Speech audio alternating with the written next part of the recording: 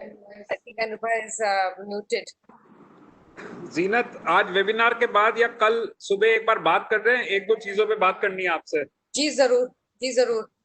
हाँ जी जरूर, इसके इमीडिएटली बात भी कर सकते हैं अगर आपके पास वक्त है। हाँ हाँ बिल्कुल ठीक है, I'll stay and we'll probably connect on a WhatsApp call or something. और आपके साथ कोई लड़की चोपड़ा करके काम करती है? वृंदा? हाँ, वृंदा Chopra. Vrinda is a consultant with DA. She works on issues. Her father and I were schoolmates. Really? Okay. I connected with her father after 50 years. Okay. So Vrinda began her work at DA some years back as an intern with me. She had come back from Cambridge, I think. Then she went back to Cambridge and then went to South Africa to pursue her PhD at University of Johannesburg or somewhere. And then she's been working as a consultant looking at small enterprise issues with Patara's team, Patara and Kanika.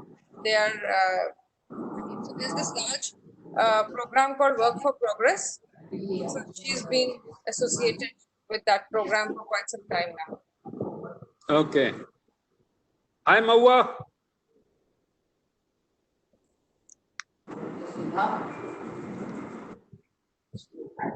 Unmute. Hi, Atul. How are you? Good, good. How have you been? Fine. Maua, I've had a couple of conversations with Saksham, so I thought I'll just keep you informed. Ah, okay, okay, good. Okay. Shall I call you after this? Yeah.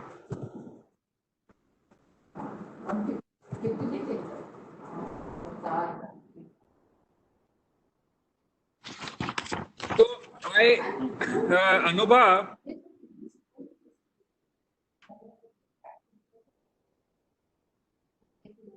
Anubha, can you hear me? Let's just keep an eye for this someone from Finance Ministry. I still haven't got any confirmation, but he might just join in, and I do not know who.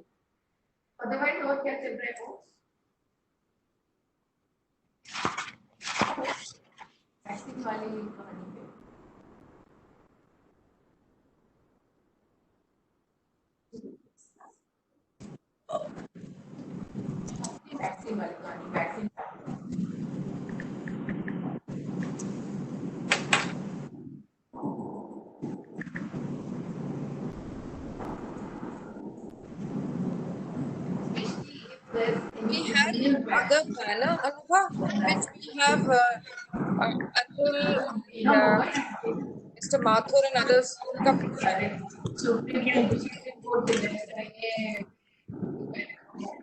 I have requested them to join 10 minutes in advance. I have joined. I'm Malini Chakraborty. I've joined. Hi, Malini. Hi, Anubha. Great to meet you online. Same here.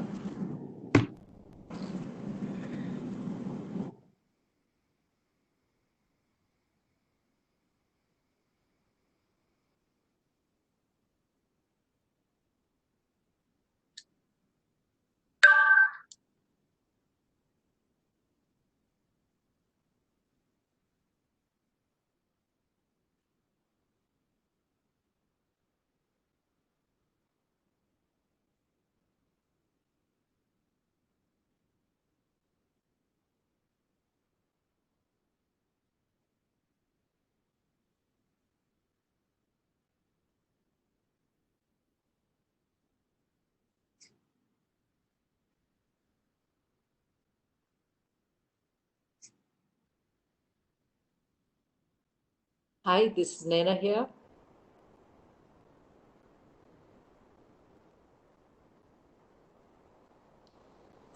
Very good afternoon. Good afternoon. Just checking that I can be heard and seen clearly. You are. Yeah. Hi, Anubha. Are Hi. we the only ones on as yet? Sorry? Are we the only ones on as yet? No, Mr. Bagai is there. other panelists also there. Others are joining shortly. Yeah. Hi, Atul. Naina. I thought I just heard you. Hi, Naina Mahali. Hi, Mawa. How are you? Oh, good. Good to see you here. Yes, and as usual, got all your intelligent questions Eh. in there. So thank you for that.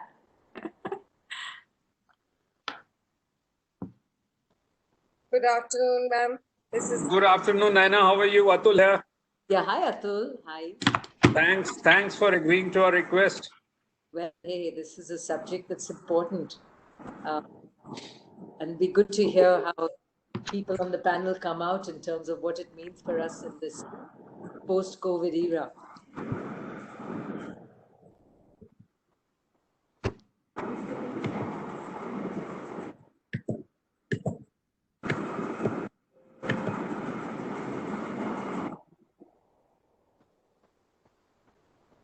So do you really think we'll go on for 2 hours, Atul? Naina, I didn't hear that. What did you say? You do think we're going to go on for the full 2 hours? Looks like it depends on how long the UN people make their presentations. Ah, But yeah, we'll try to limit it within 2 hours. And it is up to Maua and Zenith to see that we don't cross the 2 hour limit. thanks, Atul, with such people who are so full of the subject. Novices like us, at least novices like me in this subject. I mean, it's going to be difficult. So I'll be a timekeeper, hopefully, just doing this to. It's Mawa who's going to be holding the questions together. Yeah. But we've had some good, interesting responses from the survey, which I hope I'll be able to bring out a little bit of a summary, maybe a 2-minute summary, 1-minute summary of that. Lots of people responded. We had 70 Yeah, responses. that survey was very good. Some good Very findings. good and well received. Yeah, Got good Anupam, responses. is someone following up with the panelists and I am doing that, sir. so and now I have a question that while we are on the panel but not speaking, are we visible on the screen?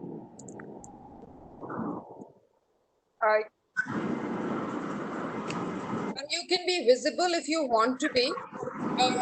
You could put your mic, you can put your camera off. It's probably better that we have only the particular speaker with the camera on and everybody else without camera, because then we focus on that person. Okay. So switch our videos and mics off when we are not. I have a question. Does the poll start by the key speaker speaking first? Yeah, that's how it will be. So we'll have Anupa introducing the subject, and she will then hand over to Mr. Bagai. Once the key speakers have spoken, then Anupa would hand it over to Maua to guide the panelists in the discussion. Okay, thank you so much.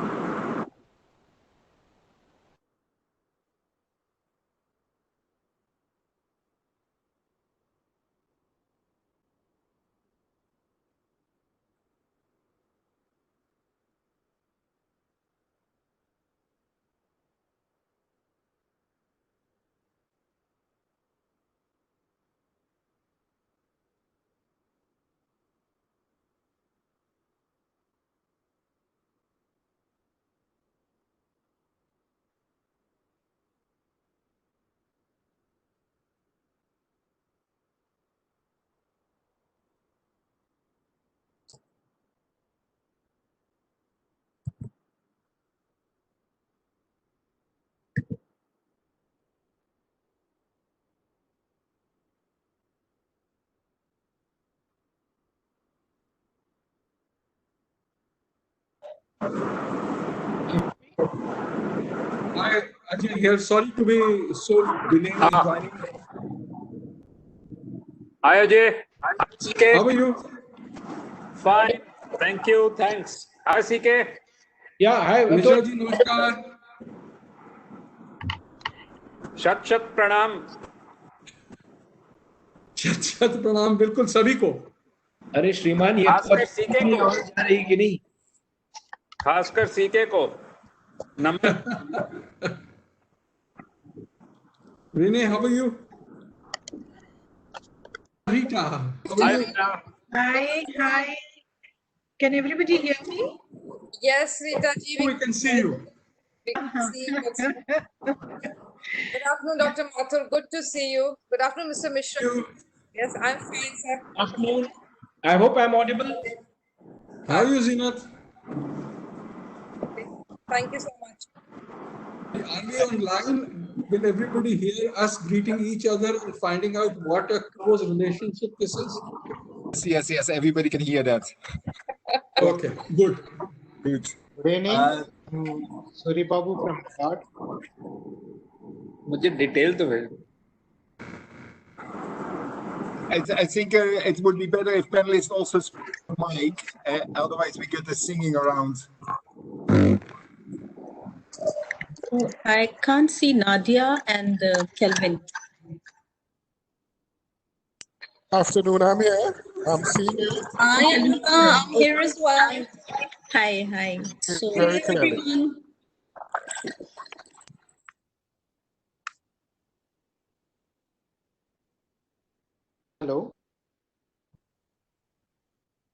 Hello. Good evening. I'm Suri Babu from NABARD. Am I audible, please? Yes. Good afternoon, Dr. Babu. Good to have you with us. How are you? Ajay Mathur here. How are you, Sri Babu? Yeah, I'm fine. Zenith, can you hear me and see me? Yes, Ashok, we can. Yes, we can hear you. All right. I briefly saw Ashok here. Ashok, where are you? I am over Oh, here. there you are. Yes, how are you? I'm fine. How are you? Good to see you. Similarly. Hi, Ashok. How are you? Hi, how are you guys? I think we have a good forum now. We can probably begin.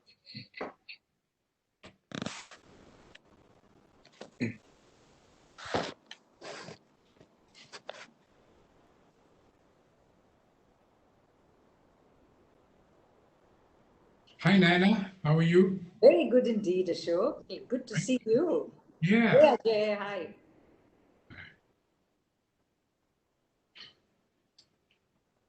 Nice colors you have. All right. So, we have almost all the panelists and speakers with us. Manish, please join.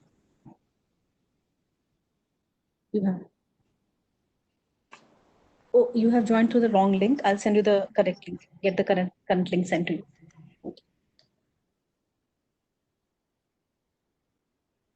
Just one moment, please.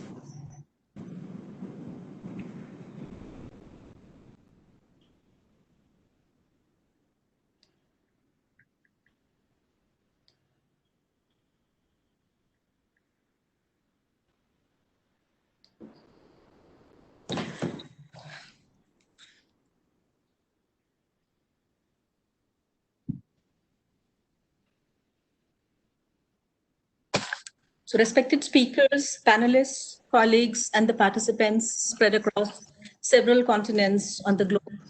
Good morning, good afternoon, good evening, depending on the time zone you are. I extend a very warm welcome to you in these deliberations on Building Back Better, Greening of India's Economic Recovery, which is an attempt to examine the COVID recovery package for India through a green and SDG-aligned lens. I'm Anubha, the National Coordinator for Partnership for Action on Green Economy, which is a 5 UN agencies collaboration and which is aimed at mainstreaming sustainability into the economic policy making. Page has joined hands with Development Alternatives, the Green Economy Coalition, and the Climate Policy Initiative for bringing this to you. So, as you all must be aware, India has given a very timely economic stimulus package which was announced by the Honorable Prime Minister and the Honorable Finance Minister, with the 5 pillars of quantum jump in recovery, quantum jump in economy, infrastructure, technology-driven systems, vibrant demography, sustained demand, and the supply chain. And the focus has to be on self-reliance to empower local economies through local enterprises, particularly MSMEs. So the key long-term measures include policy reforms and credit availability for MSME sector, particularly strengthening agriculture infrastructure, logistics and capacity building, the labor code, and policy reforms to fast-track investments, mining, energy sector interventions, and lowering of entry barriers in the coal sector, promotion of private and foreign direct investment, and a slew of opening up measures. So we need to deliberate on how the economic stimulus package can be turned into a prime mover for inclusive green growth. So as you all can see, we have a very remarkable lineup of speakers and panelists for today's event. We've been joined by a number of people, maybe about 300 plus from across the globe. And we have the format is like we'll have interventions by key speakers, followed by a panel discussion. The audience can send in their questions in the Q&A panel, which is on the top right side of the screen during the panel discussion. And the proceedings will be recorded, and the recommendations of this, as well as a pre-event survey, which was done very rigorously for last 1 week. So all these, the survey results will be analyzed and it will be presented in the form of a report.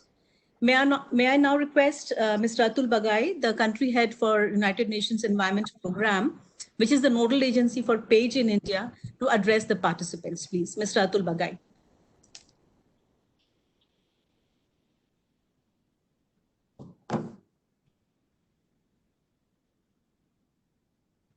Hello and UNITAR.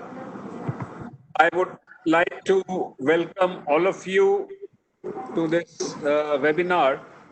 Anubha has given a very good introduction to the context wherein we are having this webinar today. I would just like to raise 2 issues at this stage.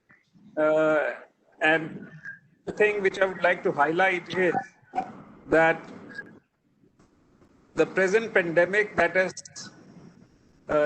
engulfed the whole world and the whole world community is grappling has given us a very strong message.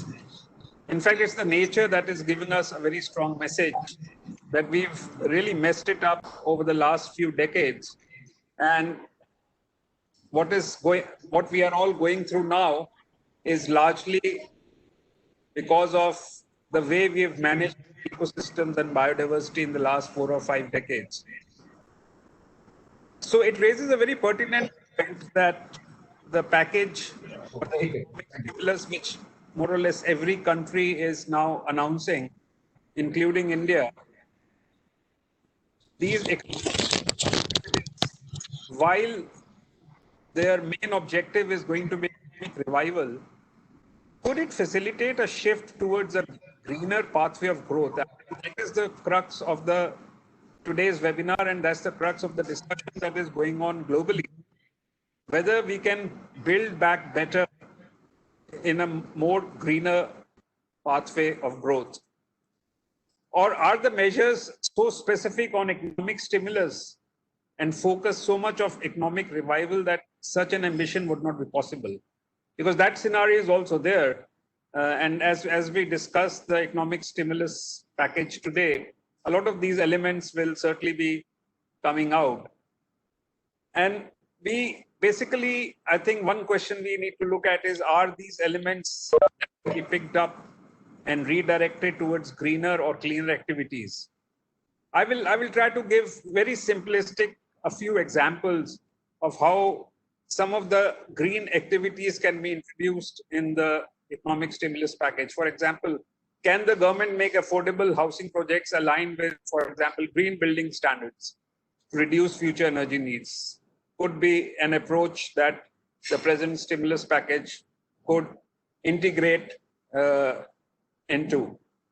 can some of the infrastructure projects in the economic packages be developed in a climate resilient way?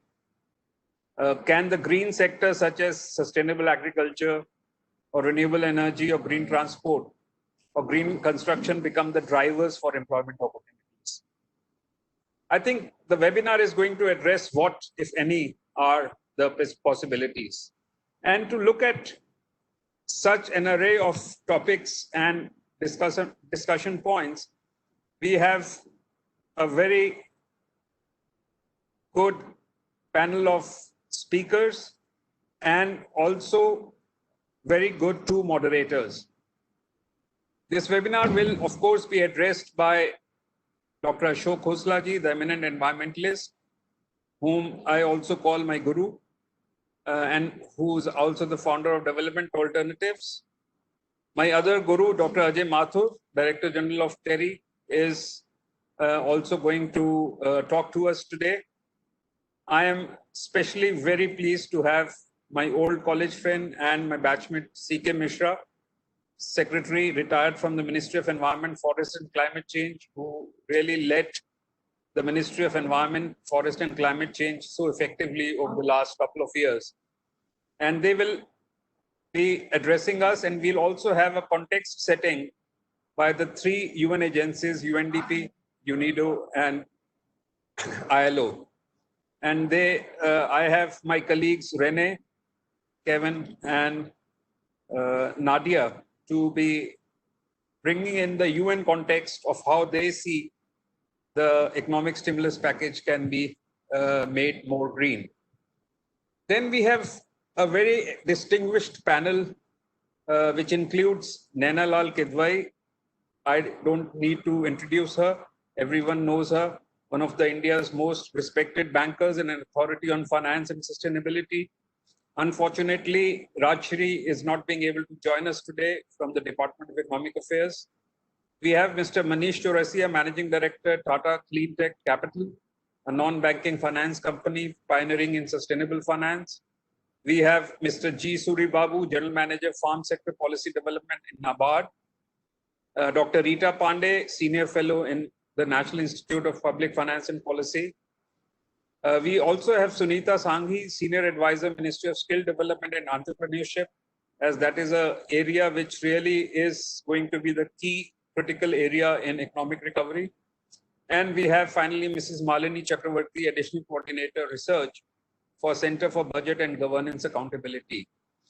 The panel discussion will be moderated by our partners, CPI, whose director, Mahua Acharya, is the Asia Director for Climate Policy Initiatives, and also assisted with by Zeenat Niazi from Development Alternatives.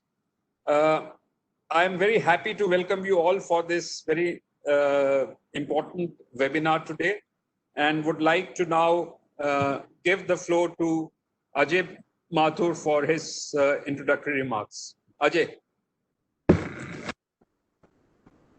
It's a great privilege and honor to be with all of you here today. And I especially want to thank UNEP, CPI, and Development Alternatives for putting together this particular webinar on the green recovery. As I look at the green recovery, and I'll focus only on greening the energy part of the whole spectrum. As we look at the recovery package in India, for my own purposes, I break it up into three parts. The first is what I call as a relief package, that is to provide here and now benefits to people who are suffering. This includes the cash transfer, the food grain availability, and so on. And this is a cash availability of about $30 billion. Now, the next package is what I call the recovery package. This is what the Reserve Bank of India has made available to the banks and the NFBCs to largely provide them and through them to various organizations both the liquidity and the ability to sustain an extended period of essentially zero revenue inflows into the organizations. This is various moratoria, credit guarantees, etc. This is about 20 billion. The third and the largest part of the recovery package, which I call the economic stimulus, is towards enhancing credit to key sectors. And the goal of this is very clearly the goal of the government, and probably of all governments in all jurisdictions, is to create jobs, to create sustainable livelihoods, and to create economic growth. All those three things. This is about $200 billion, the largest of the three. But as I said, it's largely credit, largely towards the MSME sector, the agriculture sector, somewhat to other sectors, including a little bit to the power sector. So this, in my view, captures two large realities. The first is that the cash availability to the government, given its limited fiscal budget space, is very limited.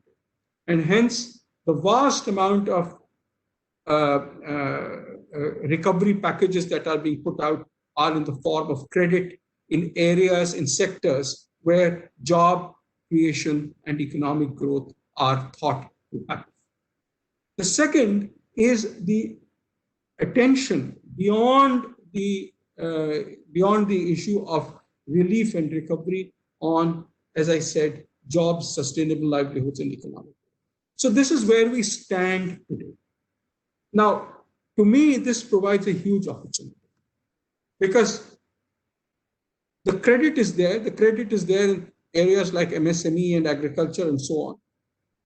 But in order to utilize credit, we need to bring equity to the table. To me, this is a huge opportunity. As we bring equity to the table, and whether it is Tata Clean Tech Capital, which brings this in, or whether it is international equity funds through multilateral banks, or through pension funds, or through private equity funds, it will be absolutely wonderful if this could be linked to green projects. Because if it is linked to green projects, then that is what will get done. That is what will pull credit that is available locally, especially in the MSME and the agriculture sector. So for example, if you want to invest in energy efficiency in MSMEs, great sector, it enhances the productivity, banks like it, and the availability of equity and therefore of credit which it can pull in would be things that the MSME sector itself and the entire ecosystem would like. Their profitability will increase, their ability to repay their loans will increase. Similarly, if you're looking at the agriculture sector, and for example, look at the solar pump program, the KUSUM program. Again, creation of an equity for solar pumps could pull in credit and therefore help greatly enhance the solar pump program. It will create jobs, it will create sustainable livelihoods. These are not brown projects, these are green projects, these have got long lives. And obviously, it will create economic growth. In other words, together, green equity plus the availability of credit in MSME and agriculture sector together has the chance to completely revamp our economy and revamp the energy sector so that in the years to come, it is far greener than what we have seen till now. I'll end here, and Atul, again, many, many thanks for having me on this panel. Thanks. Thanks a lot, Dr. Mathur, and thanks a lot. Anuba, thank you very much. Thanks a lot for underlining the concept of green equity in agriculture and MSME sector, which can be used to leverage the credit and the credit enhancement. So now I turn to the other environmental guru. We are privileged to have Dr. Ashok Khosla with us, and he'll be speaking on natural capital, the best investment for universal prosperity and societal resilience. So Dr. Ashok Khosla. Thank you, Anuba. Can we share? Can you put me on to share, or do I have a mechanism to? Okay, sir, you can start speaking. The IT guy will take care of it for making you share the screen. Thank you. Let me know if I have to do something, because as far as I can see, there's nothing I can do. Ashokji, you may have to be a little louder. We can't hear your voice properly. Can you hear me now? A little better. A little better, not good enough. I'm not sure I can do much better. I'm more or less shouting right now, but I'm also concerned about my presentation. Is it coming on?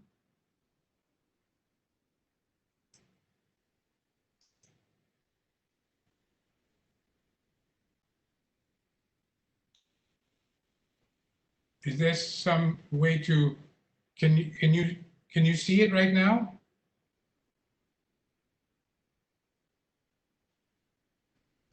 Yes, we can see it. We can see it. All right. And you can, is that the right size, the screen? Now, Yeah. how do I move it forward? Is there a normal mechanism for moving it forward? So you just put it in slideshow mode. Yes. And I'm trying to do that. Is that over here? So I have shared the screen, so you can let me know once you go to the next slide. Oh, I can't operate it from here? Oh no, because you could not able to share it, so I have shared on your behalf. Okay, so I'm going to be talking a little bit about one of the areas that I think is of concern. In a complex world like ours and the complexity of the crises that we're facing, it's not just COVID, you know, there are intrusions from across the borders by locusts, by all kinds of people. There's cyclones and super cyclones coming at us from all sides. Life is getting to be complicated. And I'm really going to talk about one thing, and I don't want it to be taken as a silver bullet to solve all problems.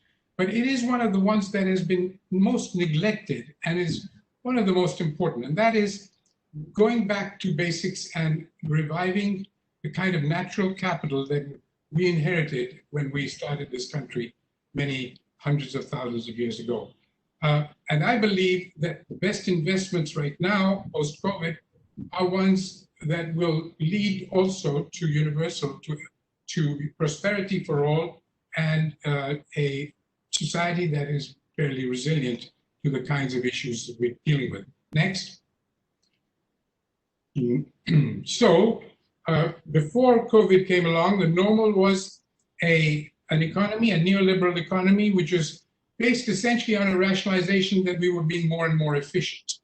And it was based on a neoclassical economics, so-called science, which was totally obsessed with growth. That was all that it mattered. Next. See, the problem with this was that all we did was our front pages, our business pages, all of them are filled with more FDI, more rising portfolios, more growth rates up, higher Sensex, and it was all about growth at the expense of virtually everything, including resilience. And I think that's what we're paying such a heavy cost for, and in fact, counterproductively. And it was based also on next. Can I do it? No.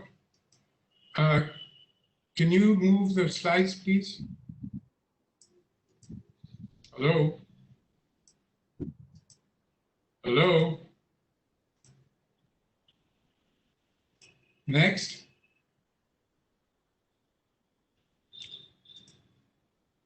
Yeah, on consumerism, next.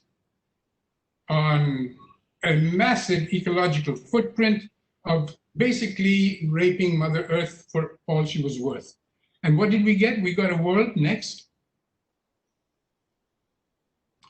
of built on the champagne glass theory of life. A few, about 15, 20% in 1990. This is the picture from the report, the first Human Development Report in 1990 by UNDP, showing that about 85% of the world's wealth and income went really to the top 20%. And the bottom 50% got more or less 5 or 6%. It's a lot worse now. It's got so much worse that from champagne glass, yeah, go ahead, please, next. From the champagne glass, we've gone on to a bar stool, where virtually 1% owns as much as the rest of the country put together. Next. And what have we got from that affluenza? We got influenza. Influenza is a disease that comes because we've been messing around too much with the natural ecosystem resiliences. Go ahead.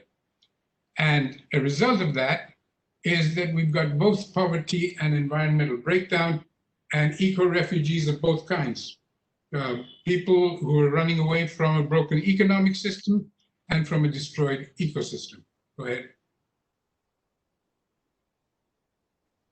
And this little girl and her two brothers, one of them in her lap, are really simply asking, where do I go now?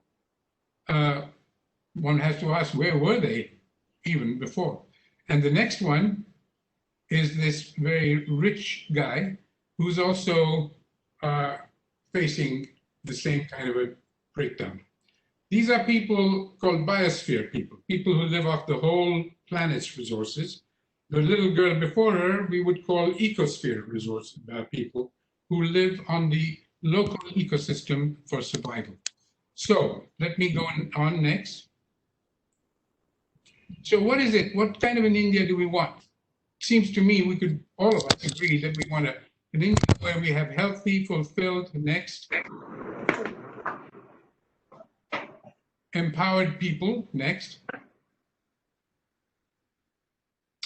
and a vibrant economy, which is based on the judicious use of natural resources, manufacturing, services, trade, investments. Go ahead, next. I'm sorry, this next business is a bit of a nuisance.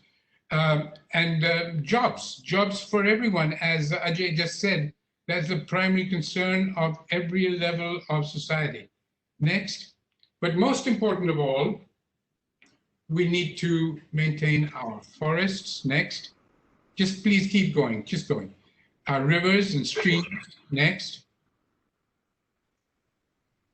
Our wetlands, our soils and land, our physical infrastructure and the built environment, go ahead. Next. And of course, our culture and heritage. In other words, we must now nurture all types of capital, human, physical, financial, of course, but most important, natural. For the last 70 years, all we've been really worrying about is the financial and a little bit about the physical capital. So now, post-COVID, we now looking for new solutions, and they won't be based, they cannot be based on neoclassical economics, nor on neoliberal economies. Go ahead. So what does this girl hope for? What is the kind of life she's going to have when she grows up? Please go ahead. I'm going to make the case that biodiversity and ecosystem services, nature, is where the biggest attention is now needed. Biodiversity is hugely valuable in providing the world with all kinds of services, food, materials, pharmaceuticals, pollination, recreation, building soils, and flood control, and 100 other things. Next. To give you one example of how valuable it is, one vulture has been calculated to have the value to society of 6 lakhs per year if the work it does were done by human beings, if they were paid normal salaries. This was a recent calculation by IUCN. Next. About 35% of the human food comes from pollinated foods, plants. About 100,000 species help us with all this. And the value of that, about 20 years ago, go ahead, please, next, was around $7–8 billion in the value of the pollination action of activity. It led to crops valued at 24 billion. The same applies to pharmaceuticals, except it's bigger. In the US, next. In the US, one before. All right, the value of the ecological services was estimated in 1999 by a bunch of 18 international economists from all over the world to be somewhere in the range of 16 to $54 trillion at the time. At that time, next, the GDP of the whole world, the global gross net product was 20 trillion. So actually the nature was contributing and subsidizing the human economy by more than 100%. Go ahead, next. So I just wanted to make the case that what we really need is resilience. You can't get resilience unless you have very strong and very resilient natural systems. And our trend in the last 40, 50, 60 years has not been very reassuring in this regard. And I'd like to make a strong case for us to be making much, much stronger investments in nature.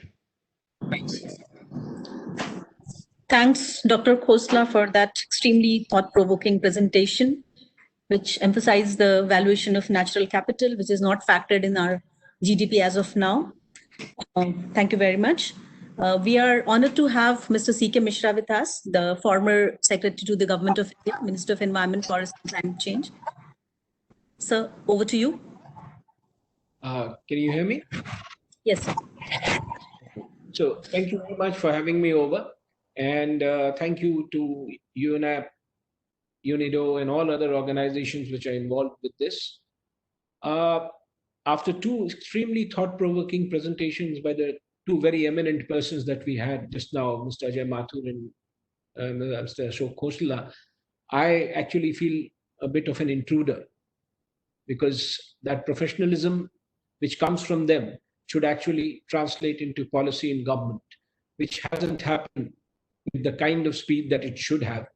But this is a topic which is very interesting because this is the future. And that is why I would like to share some of my general views with you so that we can take this forward. And when the very, very eminent panelists discuss this, they keep that in mind. See, for a little while, and I'll also like to compliment UNEP, because when we got into this understanding with UNEP on page, the idea was that we will create new concepts and ideate in such a way that the future growth will be far greener than what we have done in the past. I must say that we haven't yet delivered on it, but I guess we are in the right direction to take it forward, and I must thank UNEP for this. In this background, today's discussion is extremely, extremely relevant, because this is an opportunity for us to sit back, look back, and see where we've gone wrong and what we need to do for the future. In a way, we need to redesign development now. And this is an opportunity knocking at our doors where we have a new beginning, where the thought process for redesigning can start. Development process will continue to speed up, but if we can redesign our process itself, perhaps we will enter into a much greener sphere than what we have been doing today. What the pandemic has done is that it has shown what disastrous consequence can be there of human interference with nature. But it has also, as many people say, that one of the gains of the pandemic has been the greening, has been the clean rivers, the birds chirping all over, the blue skies and what have you, and a general overall improvement in the environment. I would like to remind viewers that it's a good thing that has happened, but at the kind of cost that it has happened, I would not like to happen again at this cost. But the learning from the pandemic is that we now know what we really need to do to make it much better. What did the pandemic teach us? It really taught us that there are a few issues like combustion which we really need to handle. How do you do that? If you want to restart a green economy, how do you do that? There are two very critical things that we need to keep in mind. One is green technologies, and the other is resources that will need to put those green technologies in. All the UN agencies are here, so with an apology, I'll say that the global alliances, which were supposed to partner and build these green technologies and bring about resources have not done it the way they were expected to do. So now it is left to most of the countries to take it the way forward in their little effort and in their own way.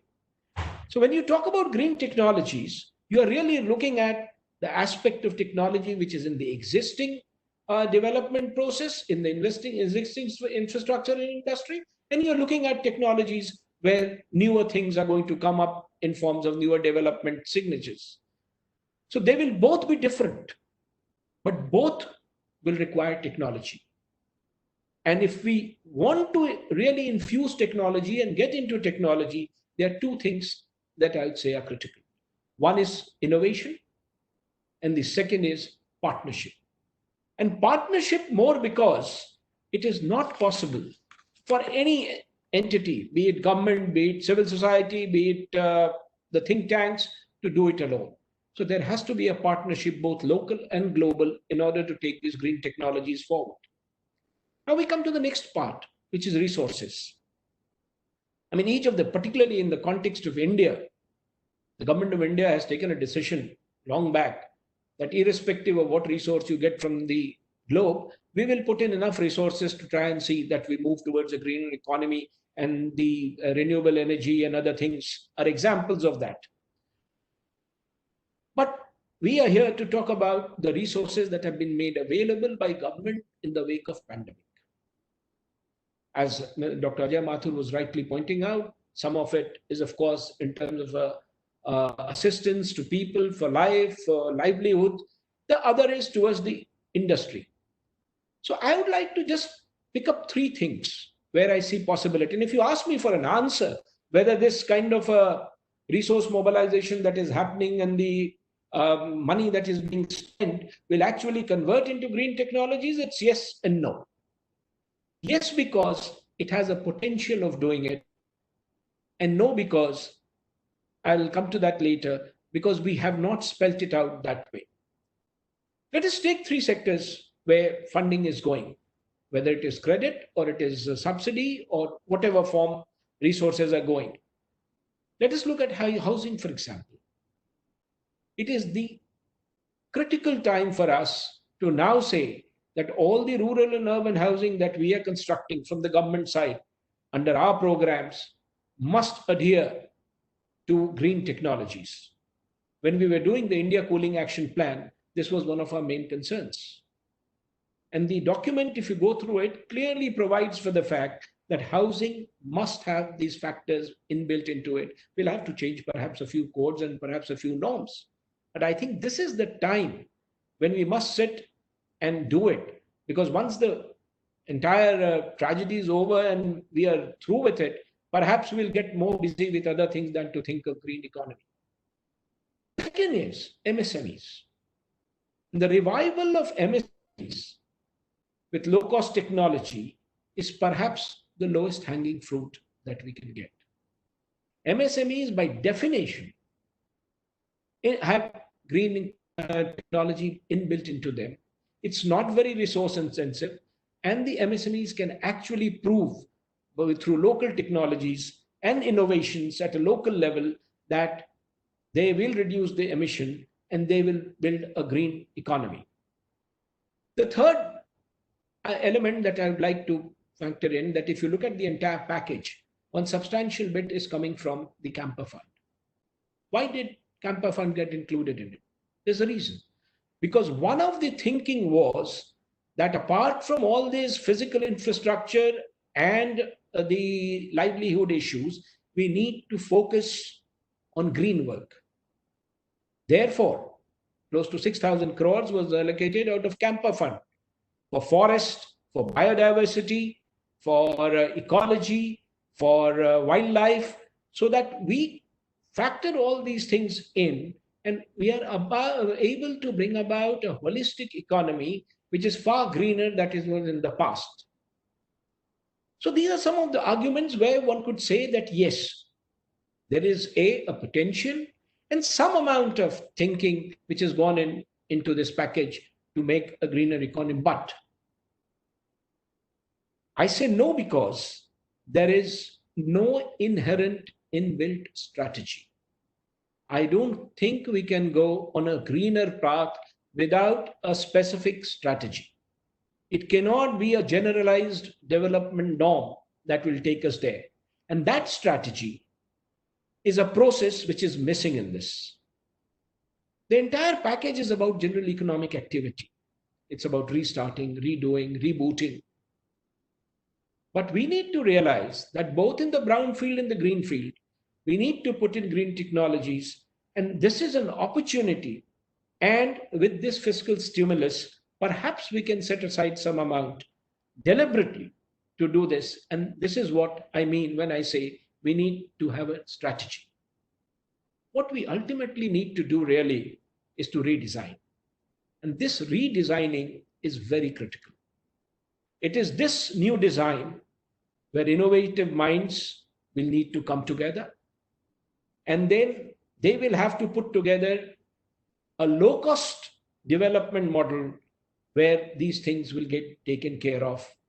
And we'll have to harness the nature's gift to us to the extent that it should be, so that we have a greener economy. I'm sure the eminent panelists that are here use this as a kind of a thing. My thought process may be correct, maybe not, but something that we need to think on is how do we redesign this package, because we have not fully designed it the way we wanted if it is a green economy. But one thought that I would like to leave with all of you is that in this entire discussion, we've been talking about sustainable development. Whenever we talk about industries, whenever we talk about, I see the questions coming on biodiversity. So the entire emphasis is on sustainable development. I think now is the time after COVID when we need to spare some time to start talking about sustainable consumption. It is the sustainable consumption and the change in lifestyle which will now lead to a greener place, greener economy. Sustaining the gains from this lockdown is not going to be easy one. So we need to put in a new mechanism in place where we can redesign the entire thing. And I hope the panelists will have a discussion on this and hope they will have some answers on this. Thank you very much. Thank you, sir. Thanks for highlighting the importance of green technologies as well as the green resources, and also putting it on the table that we cannot move in this direction of greening the package without an inherent strategy, which at present is somewhat lacking. So may I now call upon Dr. Renee Van Berkel, the UNIDO representative for the regional office in India. So Renee, over to you. Yes, thank you very much, and good afternoon to all. I think, first of all, UNIDO is pleased to be part of PAGE and indeed of today's webinar. UNIDO is the specialized agency. We are linked to SDG 9, which is Infrastructure, Industry and Innovation. And I think our mandate is to make innovation and industrialization work for markets, so products that are sought after, for people, so decent works, and also for the environment, climate and resources. And the PAGE UNIDO works basically on green industry. And then we see two components. One is the greening of existing industries with such practices as resource efficiency, energy efficiency, cleaner production. And then the second one is creating new green industries, which have basically have environmental goods and services as their main business proposition. So that's the clean tech innovation and entrepreneurship. Both are strong pillars of UNIDO's work in India. And on the PAGE in India, UNIDO, working closely with ILO, the colleagues are also on the call, is focusing on driving and shaping inclusive green transformation towards resource efficiency and resource circularity in key manufacturing sectors, textiles and garments, food processing, leather and footwear. Specifically to the COVID crisis, UNIDO has zoomed in on the MSMEs, micro, small and medium enterprises, as these appear to have been particularly hard hit. So some recent surveys covering about 46,000 MSMEs indicated that 1 out of 3 entrepreneurs considers their business beyond recovery. That translates into 20 million MSMEs going out of business in 2020. We did some surveys on the MSME clusters that we work with, and we basically came that these challenges are around five areas. First of all, and nobody would be surprised, is that the the amount of uncertainty looking forward in the markets and society. So what is going to happen with the pandemic, with the global economy, and this risk, this uncertainty is not good for business. And secondly is that what is already being referred to, that markets have basically collapsed or plummeted overnight. So there's demand came from 100 down to 0, and to recover that is taking its time. Third component is related to the workforce, and that we have seen the reverse migration. We have seen people running away for their livelihoods and unwilling to come back and take up jobs which they had before. So there's a need to rebuild the workforce. The fourth component, which is there and maybe has not been emphasized enough, is the fact that equipment and goods and inventories have decayed over 2 or 3 months, and they are not yet any longer of the same value as they had before the unlock. And that fifthly, there is what happened already before the lockdown, is that supply chains were disrupted and companies were already slowing down because critical supplies from China were not coming in.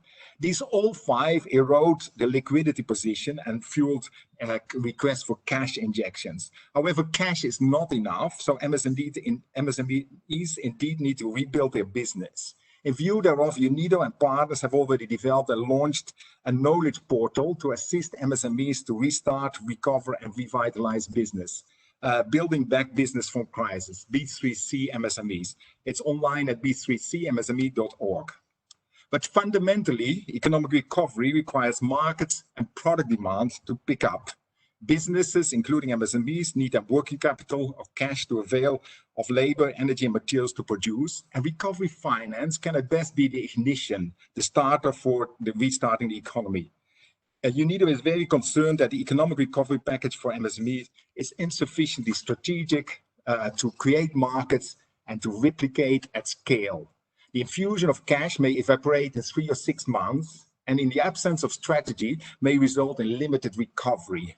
This is augmented by weaknesses that already existed in the MSME sector and value chains pre-COVID that have just been exacerbated. They have just been revealed by the pandemic and the lockdown.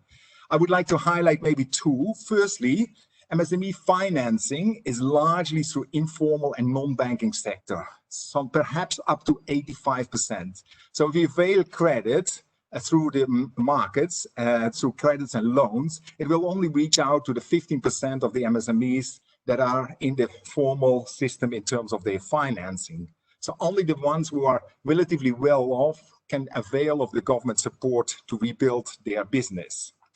A second one, which has also been highlighted, is of course the way how we have set up global value chains, and they largely operate on a cash basis and put MSME suppliers under financial duress and risk, as brands are only paying when goods are supplied and basically in the shop in Europe or Japan or Australia. So this means that MSMEs are largely pre-financing their goods to the large brands. And we see now also that brands have taken their liberty to basically cancel orders, so things which have already been manufactured or which are already in a container somewhere on the oceans, or things which are already in the shop and ask discounts. So we need also to rethink the global value chain.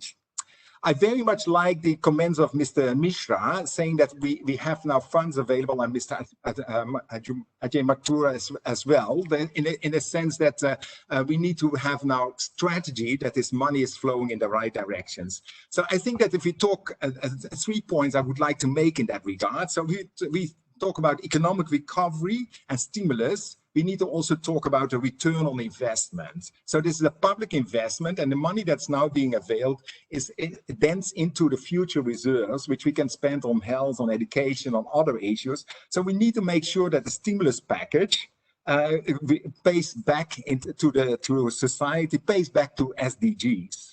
So we think that much more needs to be done, what I would call then basically making the stimulus funding performance-based. So you in terms of retaining jobs, improving workplace, diversity, occupational health and safety, reducing waste, energy and resource consumption. So loans should not by default be free or interest-free, but it can be made interest-free if you perform to a certain standard level. And maybe if you exceed these performance levels, you can be qualified to get part of your loan converted into a grant. So if you convert it largely to renewable energies, maybe some of the loan that you took out now could be converted to a grant. Secondly, I think more emphasis is needed perhaps on creating demand, because if we look historically, then the way economies have come out of crisis is through government procurement and large projects. I'm not really immediately saying that we need large, big projects. It can also be big in terms of many beneficiaries. There are structural challenges that hold India back in many areas, and these could be addressed. Direct economic recovery spending towards, for example, the WASH, Swachh Bharat mission, so water, sanitation, health would have a benefit. Look at waste management that can be improved, renewable energy, affordable housing, and sustainable urbanization. So we invest in these sectors. They tend to be labor intensive. We create jobs and we get the economic engine going. My third suggestion is related to basically let us grasp the rural and regional opportunity. By and large, the reverse migration that we've seen so far has resulted in a net inflow of skills in rural and regional areas, or areas where migrants have traditionally come from. And those are the areas where there's opportunity also for sustainable agriculture, for sustainable value chain development. So could we zoom in on creating opportunities for those who prefer to stay back now? They would prefer to stay with their families and build the opportunities. We would reduce the stress on the cities, on urbanization, and we can do something with our rural livelihoods, with our natural capital, as Ashok was referring to. I think there are good opportunities that we could look finally at making a dent in the post-harvest losses of our agri-food production. So we create incentives for farmers to grow more because there is capacity to pay for it and to process it. But we could also look in this in terms of the waste streams that are around in the urban and in the rural areas. Sorry, the paddy straw, the banana fiber, the bamboo, and develop waste to the value streams and products out of this. So with these three recommendations, so make the funding performance-based so that we get a strategy in place to use the finance. Think about investing and creating markets by government investment spending on the social sectors, on WASH, waste management and related sectors. And thirdly, let's zoom in on the economic opportunity that is created by reverse migration and do something on the rural and regional level. Thank you very much. Thank you so much, Rene, for making those very strong points about what plagues the already cash-strapped MSME sector and what are the constraints in restarting, recovering, and revitalizing the sector. Also, for talking about the local opportunities, the return on investment for the package, and also about the reverse migration, which we have seen to a very large extent in India happening. And on that note, may I now call upon Ms. Nadia Rashid, the Deputy Resident Representative, UNDP India. Thank you very much, Anuba. Let me first start by saying what an honor it is to join this extremely distinguished panel. And of course, we're very proud to be partnering with UN agencies and other colleagues on the PAGE initiative. You know, as we've all been discussing, we're really living through an unprecedented time. We're seeing that development progress is under extremely severe threat. In fact, for the first time since it was first developed, the expectation is that the Human Development Index is going to see a drop in 2020. So that is 30 years since we started measuring human development. And this year we are expecting to see setbacks, of course, across health, living standards, and education indicators, which will really be a reflection of how dire the situation has been globally and how serious this crisis has been. Needless to say, we are now already witnessing over 500,000 deaths globally. And the World Bank is estimating that up to 100 million people could be pushed into extreme poverty in 2020. So the impacts of this crisis are really putting governments around the world in a very, very difficult situation, and they're under immense pressure to firstly control the virus, which in many, many places is still raging, with many questions over how it will shift further. And at the same time, under pressure to really restart and recover economic life, given these extreme impacts that we've seen. And so there's very difficult choices that need to be made. And so now is really a critical moment to think about those choices and how do we reset towards a more environmentally sustainable and inclusive growth pathway, rather than continuing on down the line that has gotten us into so much trouble. So shifting a little bit to speak about the work that UNDP is doing in India. In terms of our response to COVID, we're currently, of course, focusing on supporting the immediate response, and that includes working with government partners on strengthening health systems, for example, by support to capacity building, to procurement of essential products. We're also working with partners on mitigating the severe social and economic crisis that we've been talking about, the impacts that we've been speaking about, particularly in terms of support to livelihoods and support to expanding access to social protection. And thirdly, we're also supporting multi-sectoral coordination and inclusive responses to really help, particularly at the state level, state governments pull in the multiple stakeholders and sectors that need to be involved in both addressing the crisis and responding in the longer term. And underpinning this approach for us is the need to very, very strongly focus on environmental systems and how we can resilience both in response and longer term recovery efforts. So with our page partners, the key areas that we're focusing on are firstly, how do we boost green and resilient recovery by helping to translate and integrate climate commitments into urban planning, into agriculture, into land use solutions. Secondly, how do we make sure that we're investing in and protecting nature-based jobs and livelihoods, including in rural entrepreneurship? And this is absolutely critical, as Renee has just mentioned. And third, supporting a green energy transition as part and parcel of the COVID response, and not missing this opportunity to have a reset in terms of the way we're responding. It's really critical that these approaches promote community-based solutions, promote community-owned solutions and approaches, and to ensure that the communities that are most vulnerable are really part of these solutions, part of developing and implementing these solutions. And I'd like to share just a couple of examples of the work that we are currently doing to bring these approaches to life and to ensure that we are implementing these approaches. The first example I'd like to mention is a partnership with DFID and with civil society organizations working across 30 districts with district administrations and state administrations on an infrastructure for climate resilience growth project. Now, this was a project that we had initiated before the COVID crisis hit, but it really has been a very important opportunity for us to expand and replicate this partnership, to look at how to expand reach of social protection schemes, particularly through rural public works schemes, so through NREGA, working with local administrations to expand access, particularly to returning migrant workers and other vulnerable communities, but with a very specific focus on water conservation and augmentation works, horticulture, animal husbandry.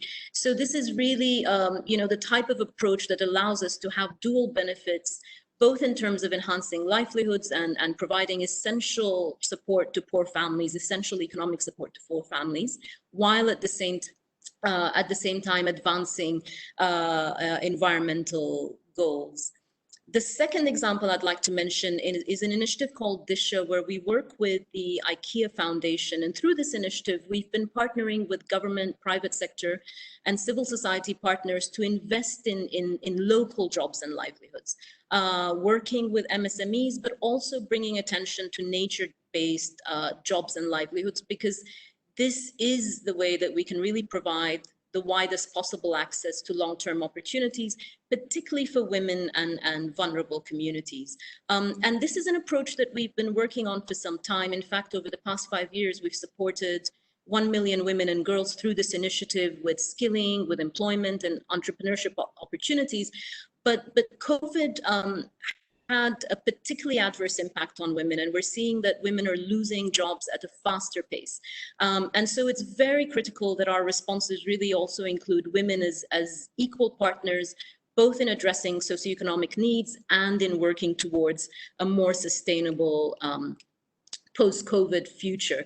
So to summarize, it is absolutely imperative that we respond to the immediate impacts of COVID while also taking a longer-term perspective. That is essential. This is an immediate crisis, but it also requires us to look at the longer-term perspective and to really promote an integrated approach that can help guide economic recovery and green recovery, because it's absolutely essential that this is the time to make that shift. So I'll just conclude by saying that we very much look forward to working with all of you and to listening to this discussion, to look at how we can continue to advocate together, continue to scale up solutions together, to ensure that we are pushing for a more sustainable and inclusive path to recovery. And it's also an essential opportunity for us to really recommit to the commitment of the Sustainable Development Goals for addressing an integrated vision to development and committing to leave no one behind. And this is absolutely essential that we don't let these commitments drop off as we deal with the immediate needs of this crisis. So thank you so much, and I look forward to the discussion, and back to you, Anuba. Thank you so much, Nadia, for giving the UNDP perspective, and also for telling us about some of the UNDP initiatives for supporting the livelihoods, about the subnational engagements, and also engaging with the rural employment guarantee schemes, etc., and for community-based solution and addressing the vulnerabilities. So thank you so much, Nadia. So our next page partner is International Labour Organization, and it is being represented by Mr. Kelvin Sargent, the Enterprise Specialist, Decent Work Team for South Asia and the Country Office for India, ILO. So Kelvin, over to you. Thank you. Good afternoon, good morning, wherever you are, everyone. The ILO is also pleased to be associated with this webinar, looking at the whole package and to see whether and how we can build back better. The ILO, as you know, or you may not know, is really a specialized agency of the United Nations, of course, focusing on issues of employment and jobs and all other kinds of areas. And therefore, we are very pleased to be associated with this webinar here today. I think when we think of the pandemic really and the amount of lives that have been destroyed and livelihoods in so many sectors, agriculture, manufacturing, services, tourism, you name it, so much livelihoods have been affected. And the MSME sector, I've heard so much about the MSME sector today, and both the formal, and let us not forget the informal sector. In India, for example, there is a large informal sector. Over 90% of the businesses in India are informal, and therefore by implications, it means that the jobs are also informal. Lots of the jobs in India are also informal jobs, and they have been affected tremendously, by this, this pandemic, this COVID that continues to, create havoc around all over the globe. India, no less so. But I think, the government has come up with a stimulus package, and very rightly so, it contains a number of elements that we've already heard about today. And I think certainly greening the economy and green jobs has to be an option for development. I can't see us, not talking about, transforming the economy and whatnot, and not thinking about the greening and green sectors and green jobs. I think already in the ILO, we've done a lot of work, for example, in the green economy. We've done work in the Noriega program, for example, on employment intensive investment programs.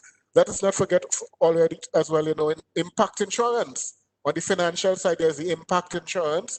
And I agree with other colleagues in terms of renewable energy, the waste management sector, including electronic waste, tremendous opportunities there. Green transport, converting public buses into vehicles using cleaner fuel or making them battery operated, using solar, green construction. We heard a lot about all of these things which are possible, and I think tremendous opportunities exist for some of these things to happen. I think also that let us not also forget the importance of, as we talk about green jobs and transforming the economy, we need to talk about green skills as well. Because you cannot talk about the green jobs without having the skills and the education and the TVET system also aligned to the changes that you want in the society. This is also part of the transformation. In India, together with the page agencies, the ILO is committed to working in India for the next 3 to 4 years on the page. We believe in the ILO that new green jobs must contain elements of what we call just transition as well. Because as we transform the economy, as we do changes to the economy, new jobs will be created, some jobs will be lost, some jobs will be transformed.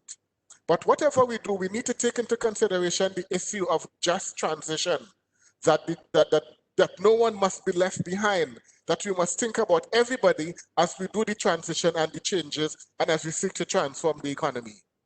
Now, as I talk about just transition also, I'm really talking about sustainable development, which is a human-centered approach to the future of work.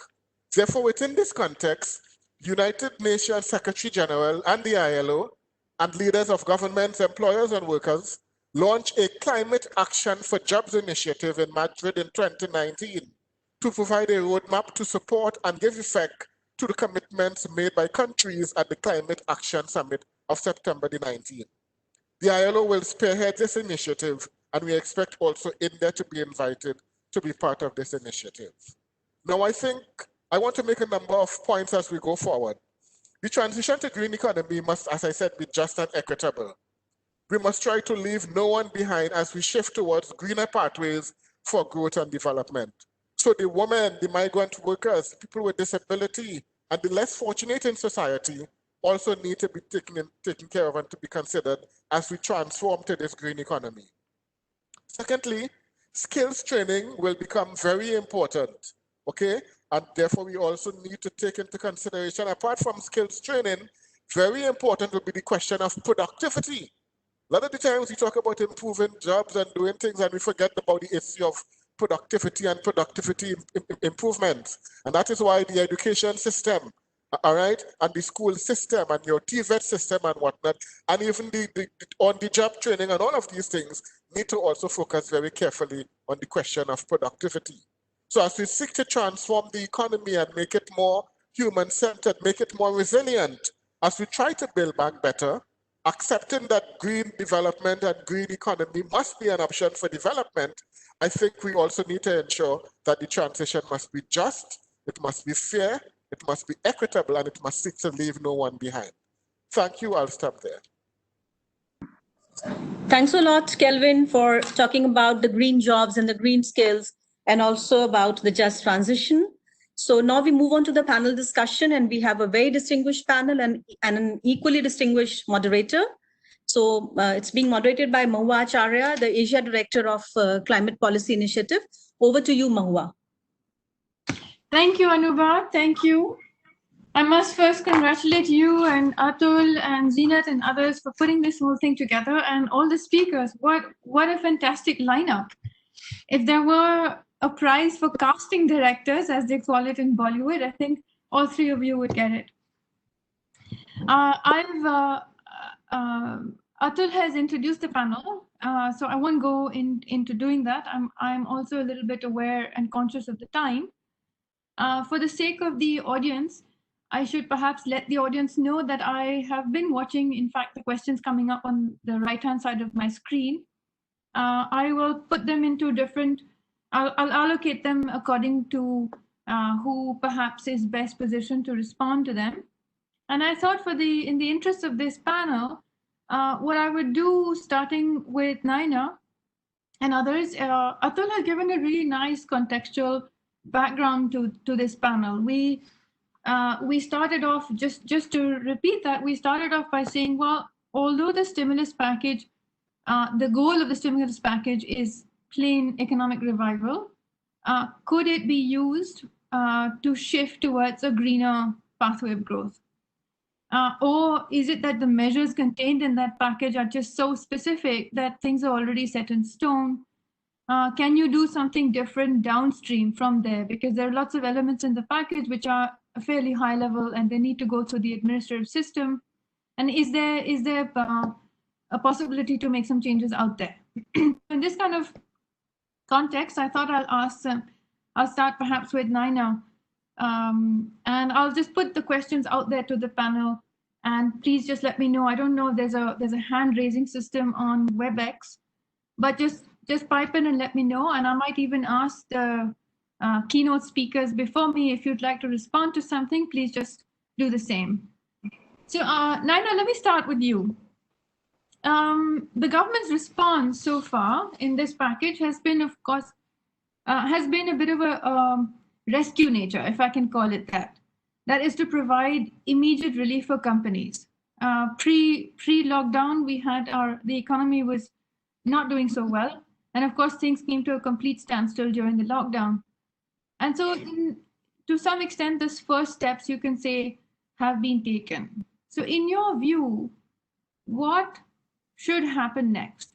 And just remember, I'm kind of asking these questions from the point of view of, is this a time in our system where we can do a bit of course correction? So course correction, of course, towards greener, more inclusive, technologically superior, so on and so forth. So what in your views should happen next? So Mahua, let me start by saying what I really appreciated by all the speakers that went ahead of me right now was the hope. And I feel better than when I joined, because I actually at stages have despaired that as the agenda going forward comes to rescue this green agenda that was beginning to gain momentum may actually slow down. And why do I think that? Let me just come down to the points, because there's enough out there in terms of policy, and we heard it through a lot of the speakers as to what was set out there already. The issue now is on execution, and can we jumpstart it to be better than where we were in the pre-COVID environment? And that's where I worry. So the one good thing that has emerged is the work from home. And it's a good one because it will stay. I can tell you across the boards I sit on in the companies I'm engaged with, each one has absolutely bought into the work from home. Some have committed 50% of their staff for the future going forward, not just for as an immediate solution. Others like, TCS was the big surprise with the lakhs of people that they employ, that they have committed that over till 2025, they will actually have 90 plus jobs in a work from home format, etc. And why is that good? I mean, we know it means less flights, it means less people on the road, and all of that is a very good thing. So that's the biggest win that comes, because it's forced us into a digitized environment and the comfort of dealing with formats such as we're on right now. Now, as corporates go, I think we have to look at what are the win-wins, because at a time like this, when their own survival and their profits are under stress, what are the win-wins? And the obvious win-wins will be around energy efficiency. So that's a good agenda. It plays, yes, into renewables, but it also plays into them ensuring that their costs stay down. Now, the counter to that is, does a China stoppage of cheap solar panels raise the price of renewables? And what does that do to this equation? So there's so much changing out there that we have to make sure that the easy wins, the wins on energy efficiency, are critical, because they bring with it the benefit not just to the corporate but to the environment. The second win I would see is just the fact that companies are desperate now to raise money, and a lot of it coming through equity. And the good news is also from foreign equity. And foreign equity has driven change across large companies in particular extremely well, because the sovereign funds, the Norges banks, now we've seen this for Blackstone, others are insisting on a degree of environment compliance, green sustainability, which I think is going to drive companies that want to access capital to ensure that they meet that. So more of this kind of equity activity. I hope that we can get our own life insurance corporations and Indian equity institutions to have similar policies. And that, I think, is something where we who work in the space should be focused to get those systems in, because as companies raise equity, let's make sure it goes to those that deserve it most, because they give more to the environment than they take away. And in the same vein, the credit enhancements that are being provided, some of it is coming from multilateral, bilateral institutions, always embrace high environment.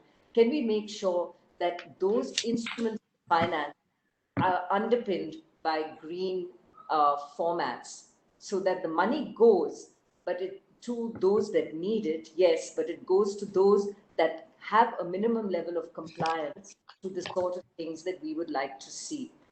I think another big win for us going forward is, and I think Renee captured this, is the whole water and sanitation space. I think the government had been quite committed to this through Swachh Bharat. Some of us who work in the wash and sanitation space actually were beginning to get nervous that the focus of the ministry now into more plastic waste management was going to be dropping the ball on what was needed in terms of sewage treatment and continuing the communication on wash. The good news is I have never seen such high intensity of wash your hands, hygiene as even at the height of our SBM wash agenda. So it's right back there, and hey, you're going to need water to wash. And so again, the whole environment focus, hygiene, health, and the interconnections with the provision of water, drinking water, conservation of water is key. And I'm really happy to see that companies that have engaged, and very well typically, in communities around the factories that they have, that spend has not gone down, even though it came from CSR budgets, which are now shrinking. Because the importance of knowing that the community around where their factories are being healthy is critical for the health of their own factory and workers, is a critical win-win. So we can help to just push these at the micro level to assist, aid, show companies the way on how engaging with communities keeps them healthy, keeps the communities healthy, and therefore the benefit back to the corporate. So really self-serving is what I'm saying. For those that are altruistic and converted, they'll do the right thing anyway. I think regulation, yes, BS6 has stayed on the agenda despite all the pressure that we were seeing in terms of the car manufacturing sector pre-COVID beginning to collapse. So that's good. But, we've got a problem out there right now in terms of public transport and the perception, it's shut down, but even as it comes back to the perception of each individual's own fear of being packed in to public transport. And it's sadly showing up right now in terms of a huge burst in terms of small car purchase. And it is being explained, some of it, yes, might be pent-up demand, but it is being explained in terms of people preferring to have that own safe environment to move around in. Not just the necessity, because public transport isn't there now, because that's short term, but longer term as well. And that is not good for what we talk in terms of city planning and effective public transportation. Although hopefully the work from home just means there are fewer people running around in different directions. I fear compliance will go out the window. When an MSME in particular, I think the big companies, because they're dependent on foreign capital and all the reasons I've given, will stay the course by and large. The MSMEs who are already feeling the regulatory burden of complying with treat your sewage, manage your plastic, etc., and they were crying for help even before the pandemic, are now in a position where they find it extremely hard to put out the capital. And I think here government has to step in, or the municipalities, to set up a shared resource, say in an industrial zone, where you build the company like a utility and provide the service. The model earlier was the company had to do it for itself. So small companies in particular were finding it quite hard to put out the capital. So we have to rethink that model, and government has to be a partner to that, because otherwise it won't happen. And recovery can happen over time by the billing that happens. And of course, very tough regulation and execution on regulation, so people can't buy their way out of the issue. I would just say we have to keep pushing on audit, on rating, on making sure that companies declare what they're doing in a format that everyone can understand. Right now, there are very creative books that companies are producing on all the good things they're doing. But, what can I measure? And I'm on a board which has totally signed in, for example, to a science-based target initiative as it exists, SBTI, as it exists abroad.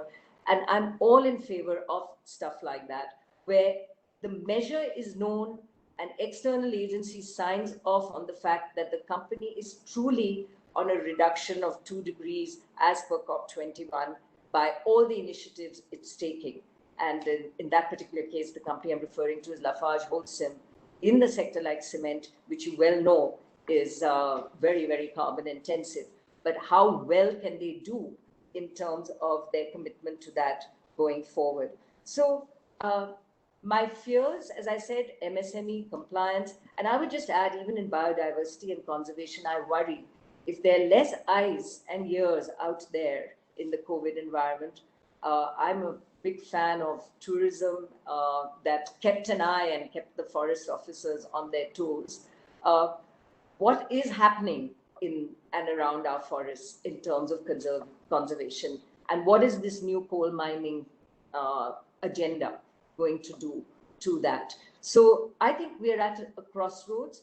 I don't necessarily share the hope that we will have what was a great agenda emerging in terms of the buy-in from more and more people, continuing at the level it did in the pre-COVID environment. And I think it is for all of us here, which I suspect I'm preaching to the converted, to make sure that people don't forget about it, that it's not just about lip service, it's about what we have to do here and now. And I think there were some great examples set out by people like Renee and others on what could happen here and now to ensure we don't lose the plot in the near term. Thank you for that, Naina. Thank you. You've made a fantastic plethora of, if I can call it, all, that are perhaps not being discussed as much as they should. Although I agree with you, I do feel more hopeful now than I was at the time of getting into the panel. There are a number of issues, Naina, you raised, which they provide a nice little segue for our next speaker, Manish. I had some of these in my mind anyway to be asking Manish. So let me just move over to Manish. Let me pick up from some points that Naina raised here, which I know will be applicable, I think will be applicable to you in your current role and in your past experience. Starting backwards, and Manish, since you've got so much of experience in the renewable energy sector and green finance, let me ask you, from the point of view of, well, not just the stimulus package, I'm talking about the depressed demand after COVID. What is going to happen? I mean, what are your views on future solar? There is, can you comment on things like that? There's a very large chunk of money promised in the package to be given out to discoms. A lot of that is in fact arrears. A lot of companies have been owed that. But then you've got the coal mining thing coming up in parallel. We've just heard of imports to solar panels. How does that all fit in together as far as we were concerned on increasing the amount of renewable power on the grid? Sure. Yeah, so it's a very pertinent question, especially after what Naina Madam has said. So see, there are three parts to your question. So I'll take the first one. So we are talking about coal on one hand and renewable energy on the other. Now, in the Indian context, it may not be very good to link the two. I'll explain why. See, one is that today, if you see the demand in India in terms of the units, it's about 1,300 billion units. And the penetration of renewable is about 11%. Now, next year, of course, we are going to see contraction in demand. But after that, demand should grow by around 6% till at least 25. Now, if that is the rate of growth in demand, then we will need about 1,600 billion units in FY25. With all the projects which are coming in renewable, probably our penetration will go to 20%. What it means is that 80% power will still come from the non-renewable sources.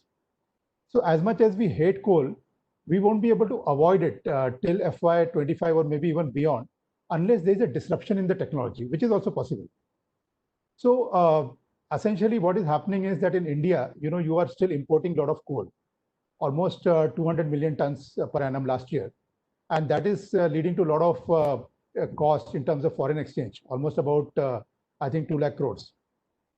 So the point here is that when you already have so much coal in the country, why should you spend on the foreign exchange? In any case, you can't completely avoid the coal. But the silver lining in this is that the incremental usage of coal will increase very little. And probably by about FY25, it will stabilize. So that is the context behind, I think, opening up the mining sector. Though it has its negative, but then it has to be seen in the realistic perspective.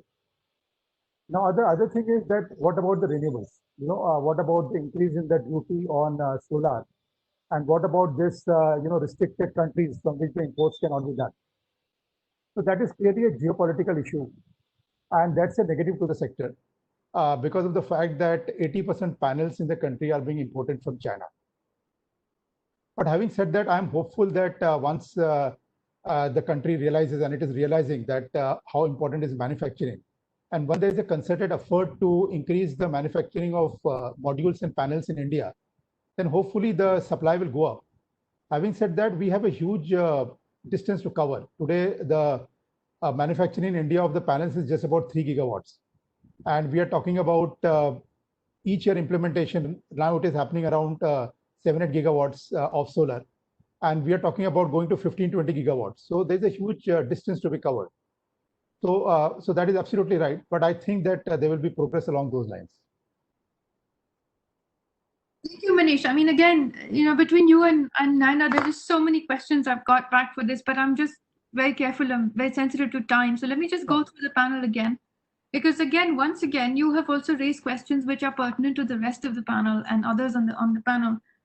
Let me just pick up on your point about manufacturing, and perhaps I can ask Sunita. I can't see her. I'll just make sure. I'm there. I'm there. Yeah. Huh? Yeah. Okay. Hi, Sunita. Hi. I'm trying to pick up on a question that which I thought I would ask you anyway. But Manish has already brought this up, and this is to do with manufacturing. You see, so in the solar, we're talking more generally, not just in the renewable energy sector, that if we were to ramp up manufacturing here, what in your view, I mean, do you have comments on how we would get that to happen? Let me go back to a comment that Naina also made, that MSME and their compliance and the ease of doing business as far as MSMEs are concerned. Is there anything in either in the package or let's say in the administrative works, which would just make it easier for us to build more capacity here, meaning manufacturing capacity, and inject a little bit more productivity out of MSMEs, and I guess reduce their compliance complications? Let me thank in the beginning the ILO as also UNIDO and UNFP for inviting me and giving me this opportunity. I fully agree with what Naina and Mr. Manish has indicated about the improving the manufacturing gateway, which is a necessity. And I think Government of India has given enough incentives in the stimulus packages also to ensure that your manufacturing sector goes up. Because currently we have a very small manufacturing sector when it comes to the GDP, as also its contribution to the employment as well. One reason could be because we have a very dichotomous labor market where you have a huge informal economy, and these informal economies do not provide much of a social security. Now, if we really want, so the two important things that we need to make available for manufacturing sector to really come up is to make available what Anna was also talking about, the finance facility to these micro, because we are a nation where out of total 700 lakh units, we have 70 million units in this country, enterprise in this country, of which close to about 98.5% units as such, which are employing less than 10.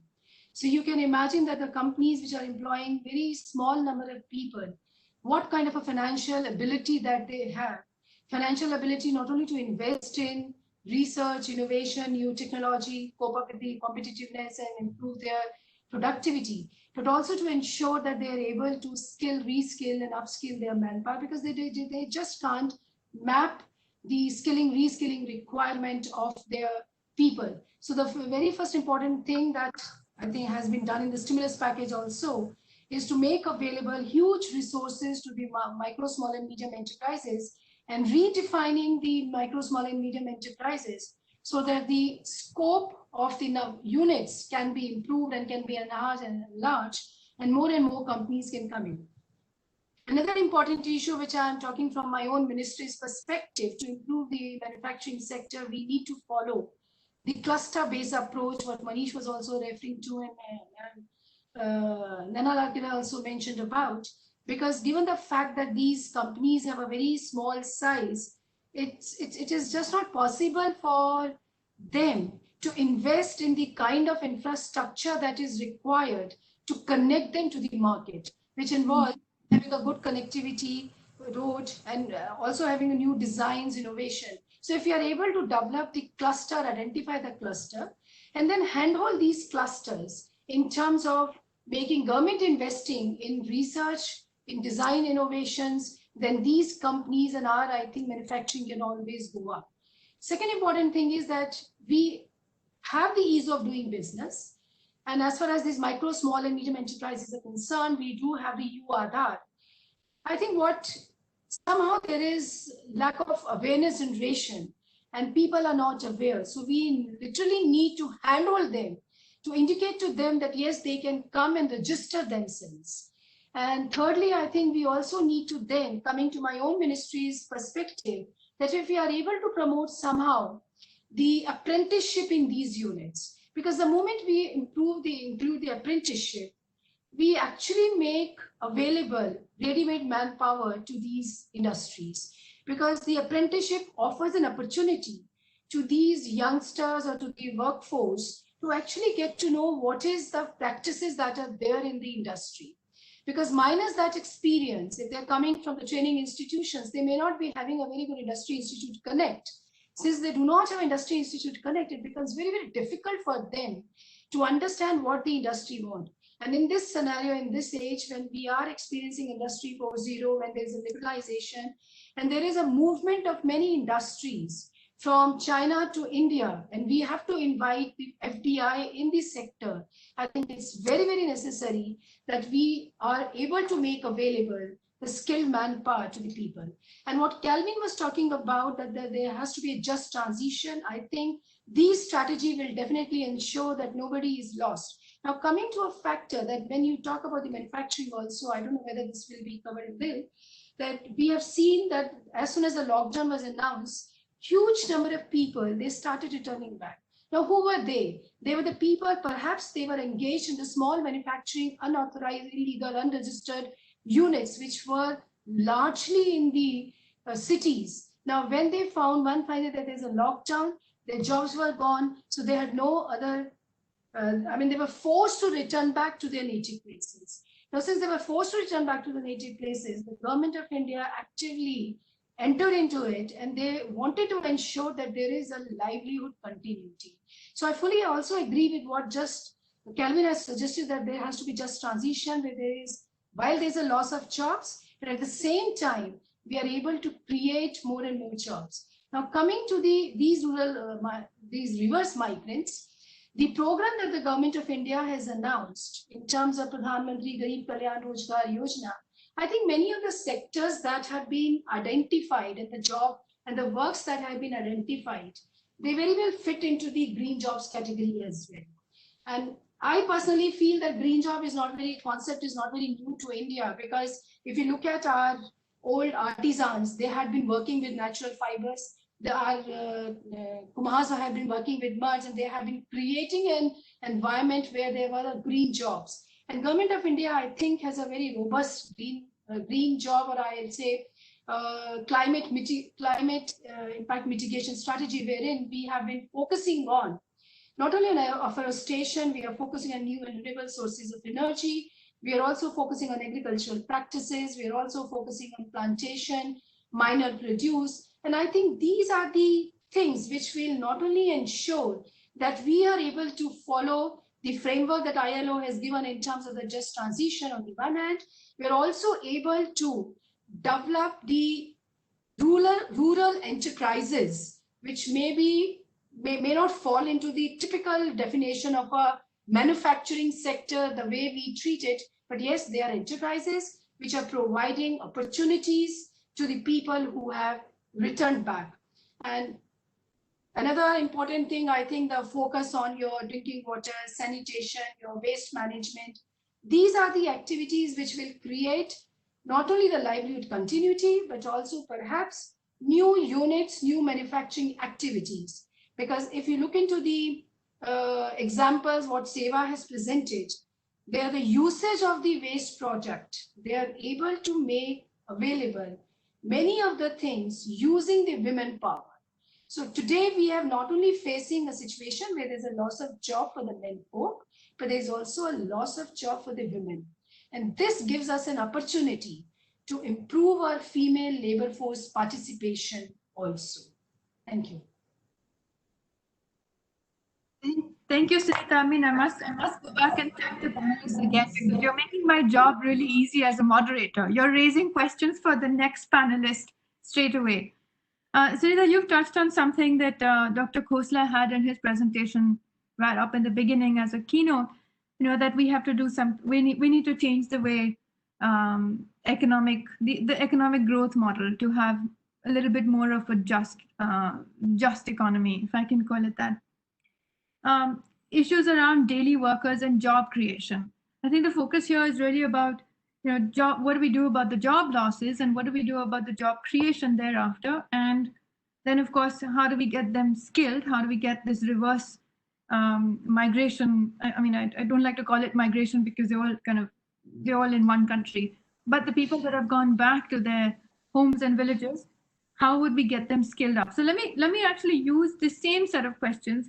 And let me get to Mr. Babu and Mr. Suri Babu. Let me ask Mr. Babu at NABARD, because a number of these issues are also, I understand, of course, NABARD is not dealing directly with the villages, but these issues are all of our agricultural sectors in particular, and they affect villages, they affect rural employment, rural demand, employment generation, employment creation. So Mr. Babu, let me ask you, how do you see this? Because we have Sunita saying the government has changed certain definitions. There's money the resources being made available, the creation of this cluster approach. Does that have a bearing in your work right now? Yes, thank you very much for inviting us to be a panel member in this esteemed program. Let me tell you that yes, NABARD is very much involved in the rural development process, and the COVID situation has led to a paradoxical situation as far as labor is concerned. One, states which are agriculturally intensive, who used to depend on migrant labor for the agriculture operations, like Punjab, Haryana, and several other states in the south, even like Andhra Pradesh, Kerala. This pandemic has resulted in severe labor shortage. On the other hand, the reverse migration, or what I can say as homecoming of the native families to their respective regions or respective states, especially in the eastern states. This has led to a situation where we have surplus manpower available for whom we have to look for a profitable, sustainable employment opportunities. Of course, in the areas where there is a shortage of labor for agriculture operation purpose, perhaps the only solution that lies is to look at mechanization as an intervention for meeting agriculture operations, because agriculture operations will not stop because they are season bound. They have to be taken up, and you have to look at alternatives maybe by way of mechanization. But the real challenge is creating opportunities for the people who have come back to their homes. And this is one area where for quite some time since the pandemic has occurred, we have been looking at, even in NABARD, we have been looking at how best we can use these youth and attract them towards that agriculture sector, which was their primary occupation before they left on migration. This is one area which we are working with, and we are even trying to identify some potential enterprises in agriculture and allied sectors, and also including the and certain non-farm sector-based activities in the rural areas, including the micro food enterprises or the localized processing activities. These we want to identify, and it's not just, we don't want to end it with identifying and telling them that, okay, these are all the activities which you can take it up. And we want to even go to the next level of providing necessary capacity building and training to these identified entrepreneurs, identify them and cluster them into the activities of similar nature, be it agriculture related or animal husbandry related or dairy, poultry sector, whatever it is, cluster them into groups and then train them with necessary technical inputs and provide hand-holding support till they establish in that particular activity. And also facilitate credit linkages. I mean, NABARD is a facilitator for credit as well. Through banking channels, facilitate credit linkages. That is one area which we are actively working on. In fact, even we are having dialogue with the premier institutions and apex level research institute like ICAR in identifying potential region-specific activities where these people can be effectively engaged with training and hand-holding support. That is one aspect that we can look at, I mean, we are looking at for providing employment. The second aspect is that convergence with government programs, especially this Mahatma Gandhi NREGS. See, NABARD as a developmental institution, we have developmental projects, either through watershed development or providing sustainable livelihood. We have more than 3,000 projects being implemented there, and most of them are being implemented with NGOs as facilitators. We select NGOs because they are very good in social engineering and they understand the needs of the people, they are doing it.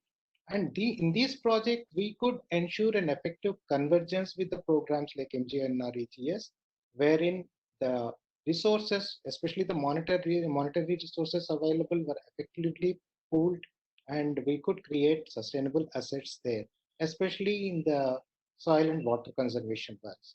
I mean, these are the works which can have the added benefit of building in the climate resilience in those areas. That way, a proper convergence and then reorienting the works under MGNREGS towards these sustainable development interventions will also lead to developing some sort of a sustainable green pathways even in agriculture sector, which otherwise is a green pathway.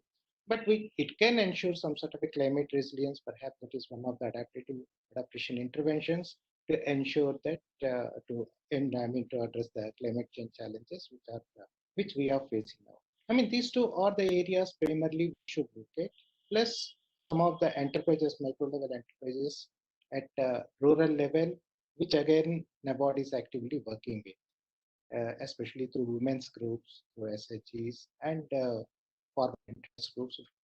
We are promoting this type of interventions. Maybe we have to reorient and then maybe look at specific location-specific needs and come out with different products and programs to implement these.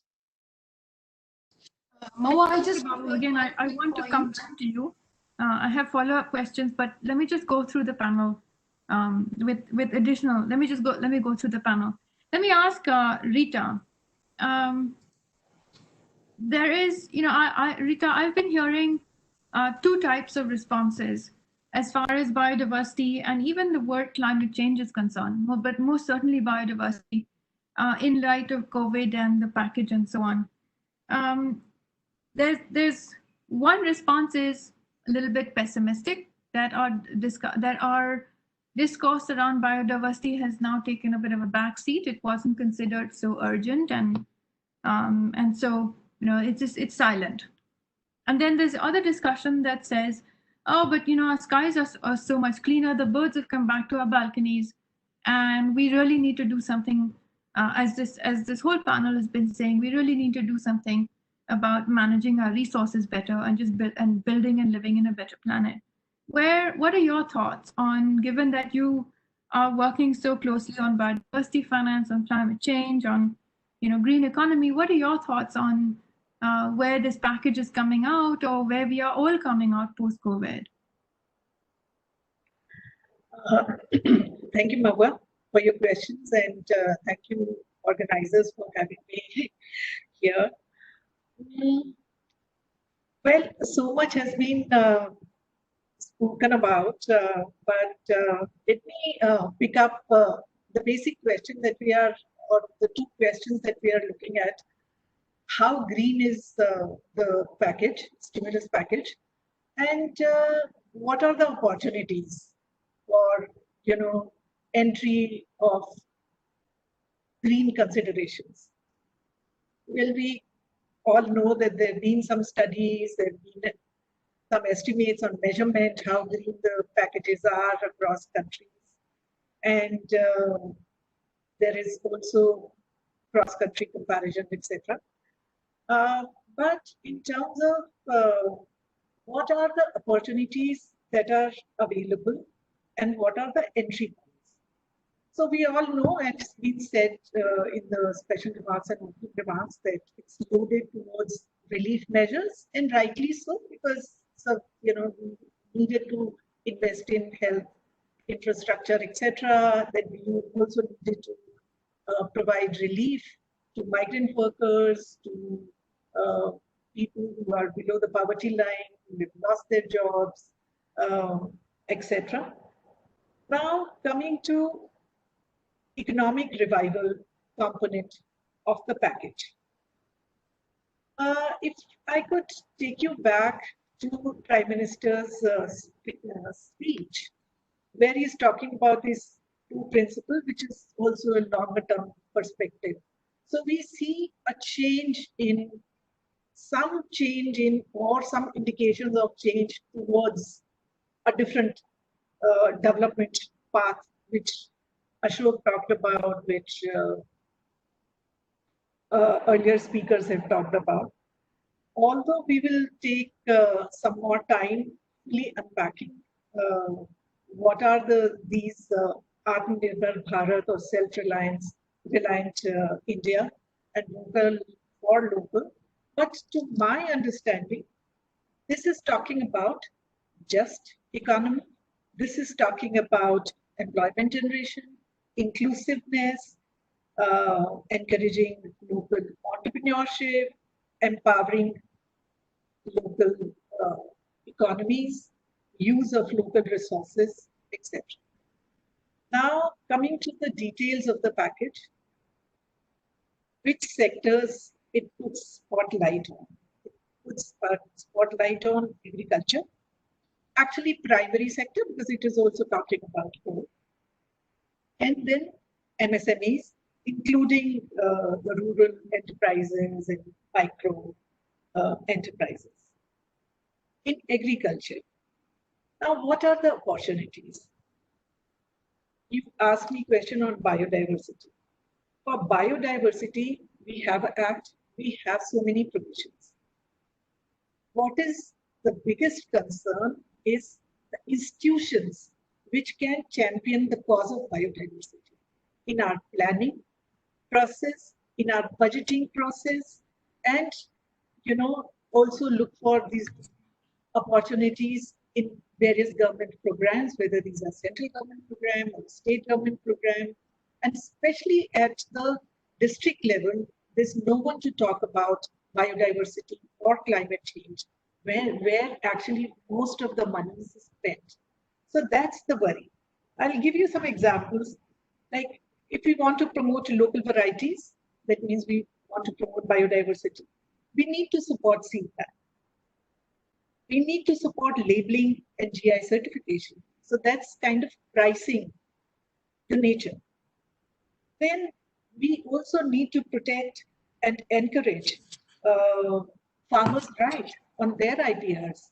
A lot of farmers are doing very good work in spite of the fact that there isn't the kind of encouragement that should be there. They're working on conservation, they're working on seed varieties, etc.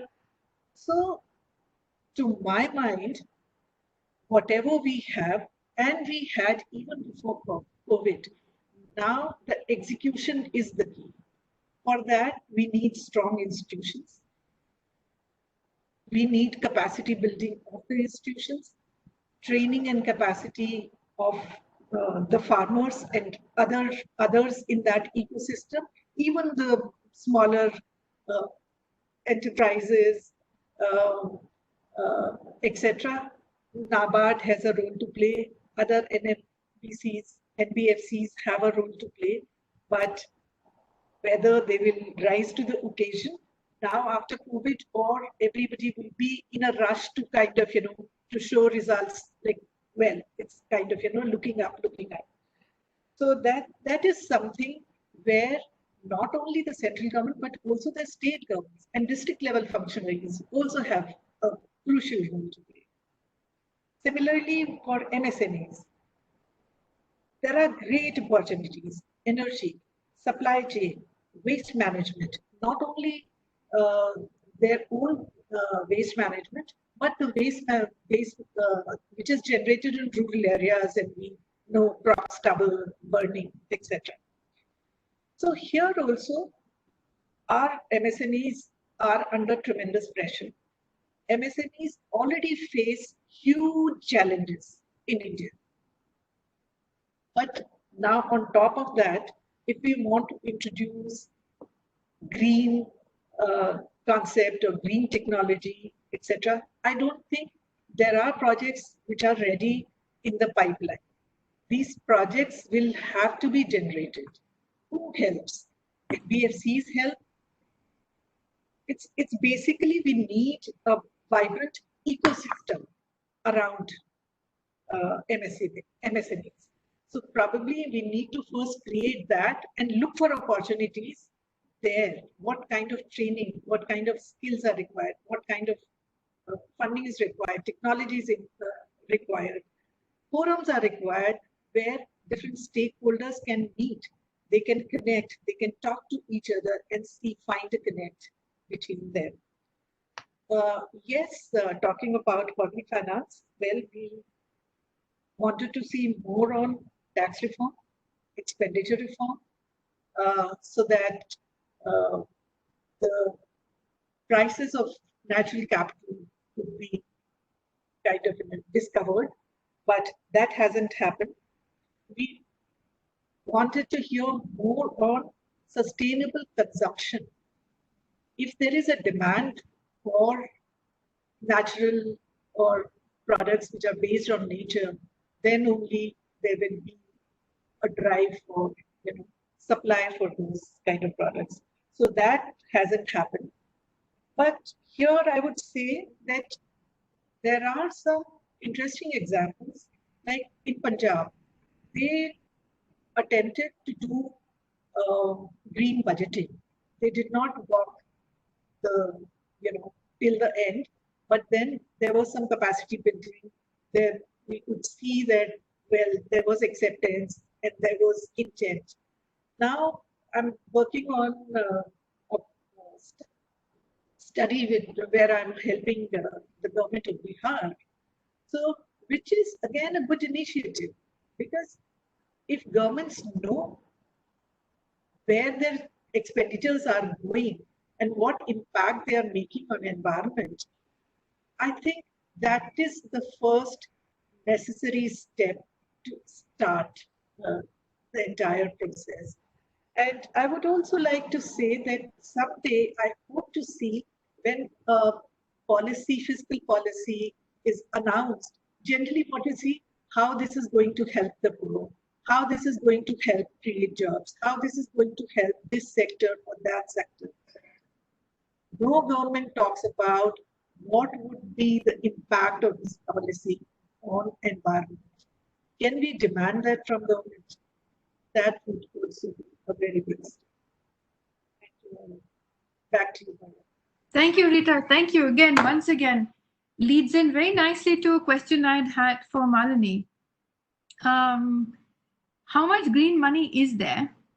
And given your experience, can we tag this green money? One of the questions even coming into from the audience. In fact, there were two people that raised it. Where are we on, or can we have something like green budget statements? Naina also mentioned a little bit of that earlier in her comments, that foreign investors or any kind of investors coming in are beginning to put a little bit of pressure as well on asking that investees do more on the green side and higher performance on the ESG side. So there's a push and pull happening. So can I just ask Malini, where are we? How green is this? How much green money is there? And how much, and how do you feel about green or climate tagging, if I can call it that, green budgeting.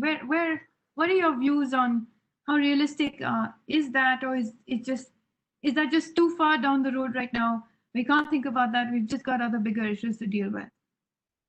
Thank you so much, Anuba. I hope I'm audible. Yes, you are. And first, I'd like to begin by saying thank you so much for giving this opportunity to me to present at this discussion. Now, on the question of, how much money is there, first, I'd like to see how much money is there depends on how much the government wants to spend. So if you look at the package that has been given by the government, unfortunately, what we see that the package focuses mainly on monetary policy measures. And it is less so on fiscal policy measures, which is where the government spending is.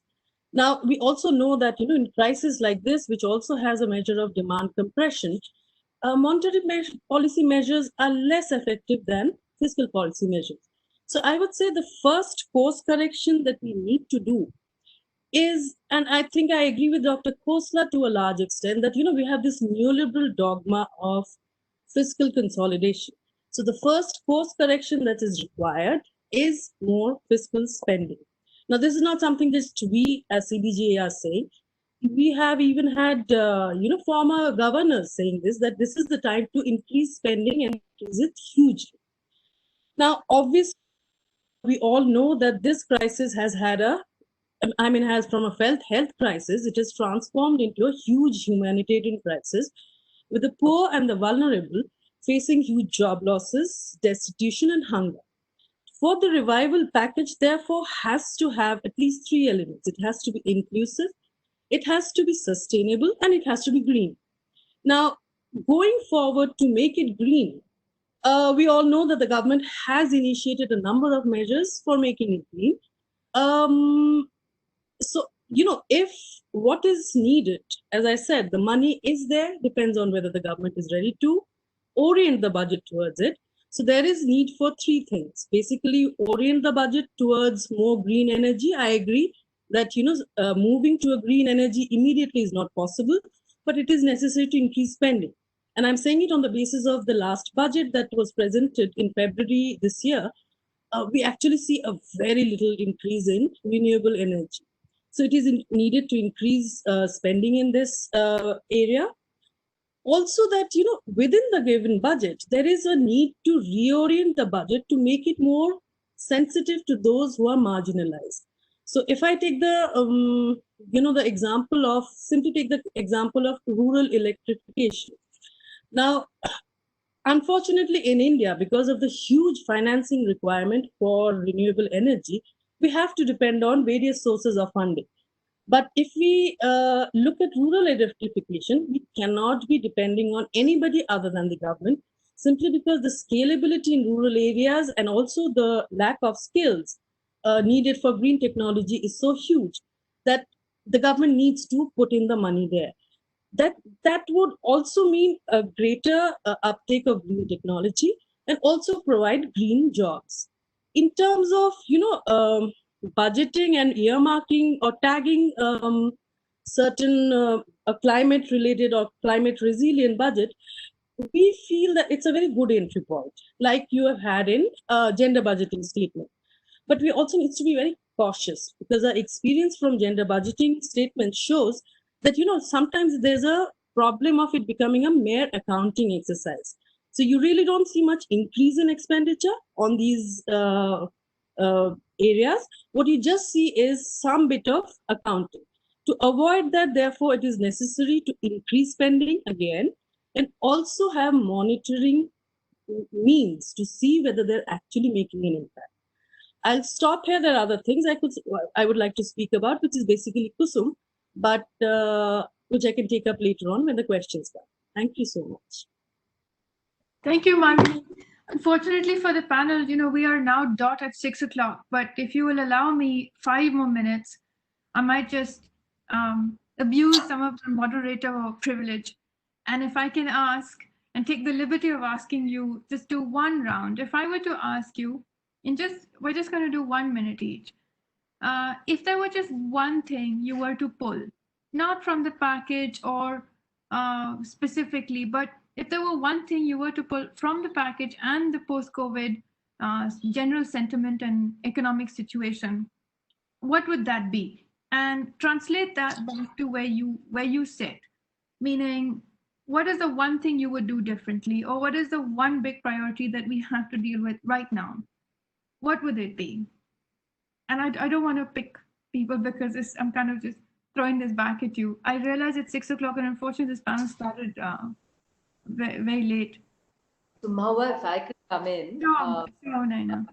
I think I would give a very high focus to the microfinance sector, which today is hurting really badly in terms of all the issues as we know them right now. So by supporting the MFI sector, which is largely, as you know, driven by self-help groups, and helping in terms of some of the reskilling and livelihoods around agriculture and sustainable agriculture and skilling and some of the excellent thoughts that many of the panelists have had, we could tie in both helping the immediate issue of where they sit, which is to provide some reprieve in terms of repayment, but also help them addressing repayments in the future through providing greener skill sets. And it could be anywhere from, planting forests or some of the livelihood ideas that we have heard of already. Water would be another one, given that government is already committed to taking drinking water to every home. So skill people in building some of that. I think what Nana has rightly pointed out, that we need to skill also. And I think the government focuses on skilling, reskilling and upskilling. We have started mapping the skill requirement, at least to begin with, of those people who have gone back so they can have actually livelihood continuity.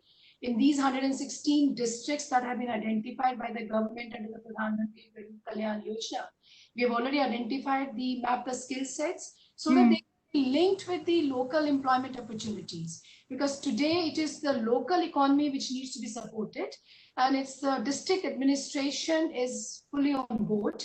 And after identifying that, our own ecosystem is ready to reskill them so that they can access the employment opportunities in the local area. If not wage employment, perhaps they can set up some kind of a small enterprise which will provide them a livelihood continuity so that both socially as also economically they are on a footing. Thank you.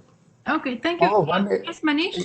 Yeah, one area where government can immediately act and which will lead to a paradigm shift is just clearing their receivables with corporate India and the MSME sector. Okay. There's about 5 lakh crores of receivable which governments have to pay to MSME and the corporate India. If that is cleared, that will lead to a huge stimulus. And the other thing is the enforceability of contracts. Sorry. Other is the enforceability of contracts. In renewable sector, we are seeing Andhra Pradesh, where whatever was agreed to as part of the contract, that the government is not paying. They had agreed for certain tariffs, and they are not willing to pay that. So I think these kind of clear issues of lack of enforceability of contract is hurting India a lot. And this does not require any stimulus. This just requires just meeting your commitments. I think this will lead to a very big change. Yeah. Sure, thank you. Malini? Coming in where Mr. Chaurasia left it, yeah, absolutely. This is not a stimulus. This is what the government should have provided in any case. Yeah. What I would like to see in any case is a larger stimulus. And I think, I'm not sure, but the fact that the government has recently extended free food for the population up to the end of November gives one hope that the government will think a little more seriously. Because as I said, without fiscal policy, revival cannot happen, and it cannot be equitable or green. Second is also that, we have the measures to finance it in the longer term. We can actually bring in lots of taxation measures, which this is the right opportunity to bring it. Thank you. Thank you, Malini. Mr. Babu, I'm just trying to see if he's still here. Yeah, I'm very much here. Okay, Mr. Babu. Yes, so over to you. What would you do differently? In fact, if you look at the stimulus of the financial package that is provided for the agriculture sector, infrastructure. especially this, there are a lot of infrastructure gaps in the food value chain, agriculture value chain. Agriculture, I include in the allied sector. And this is one area which needs more attention. Perhaps this is one important takeaway from this financial package. And this is a package which can be very well clubbed with institutional finance as well, that is bank credit as well, wherein we have some sort of a holistic development approach, and the future development also with the credit and as a blended product with credit and this government subsidy incentives. No, it needs to be based on a value chain financing approach even for agriculture sector. This is something which we consider it as an important takeaway from this stimulus, and which we'll be pursuing from NABARD side, which we'll be pursuing through the banks for financing for agriculture and allied sector. Okay, thank you. Thank you for that. Rita, are you still there? No, I think we have lost Rita. I'm just. I'm sure. Okay, she's there. So Rita, to you, what is the one thing you would pick up? I would say a lot has been said about availability of funding, etc. I would say government has to strengthen its governance so that whatever is planned can be executed well. And for a longer term perspective, include or mainstream green planning process and budgeting process. The previous speaker said that, well, what use it is if the allocations are not increased. But then you can ask questions, you can hold government accountable. That's the benefit if you monitor and measure how much is going for green considerations. Okay, thank you for that. Thank you. I'm now very aware. Thank you also for entertaining and indulging this moderator abuse from your moderator. I will have to stop. Unfortunately, we just have so many questions and issues that will really have, we really should have had more time. And I know that we will get back into these questions, and they're very, very pertinent. And I really sincerely hope that these questions are not lost, because of course, no package is ever, none of this change is going to happen immediately. In fact, some of the issues that you have all raised are just going to take a lot of, they're going to go through the administrative system. It's going to have to trickle down to the municipalities. There are some serious structural issues that have come up here that you have raised. So I do hope that I will see you all in different, either in this kind of channels, but in different forums, keeping this kind of discussion alive and raising these kind of issues wherever appropriate and whenever appropriate, because I think we all have this collective responsibility to see, to the best of our abilities, to what extent can we push wherever possible. So I will just use this time. Thank you very much for being with us on this panel. Thank you very much for your attention and for your indulging me 10 to 8 minutes past the hour. I will hand the floor back to Anuba, or perhaps it would be Zinat. I'll hand the floor back to Page and Development Alternatives. They have the logistics. So thank you very much once again, and I hope to see you all again in some other forum. Thank you, Mama. Thank you, everyone. Thank you. Thank you.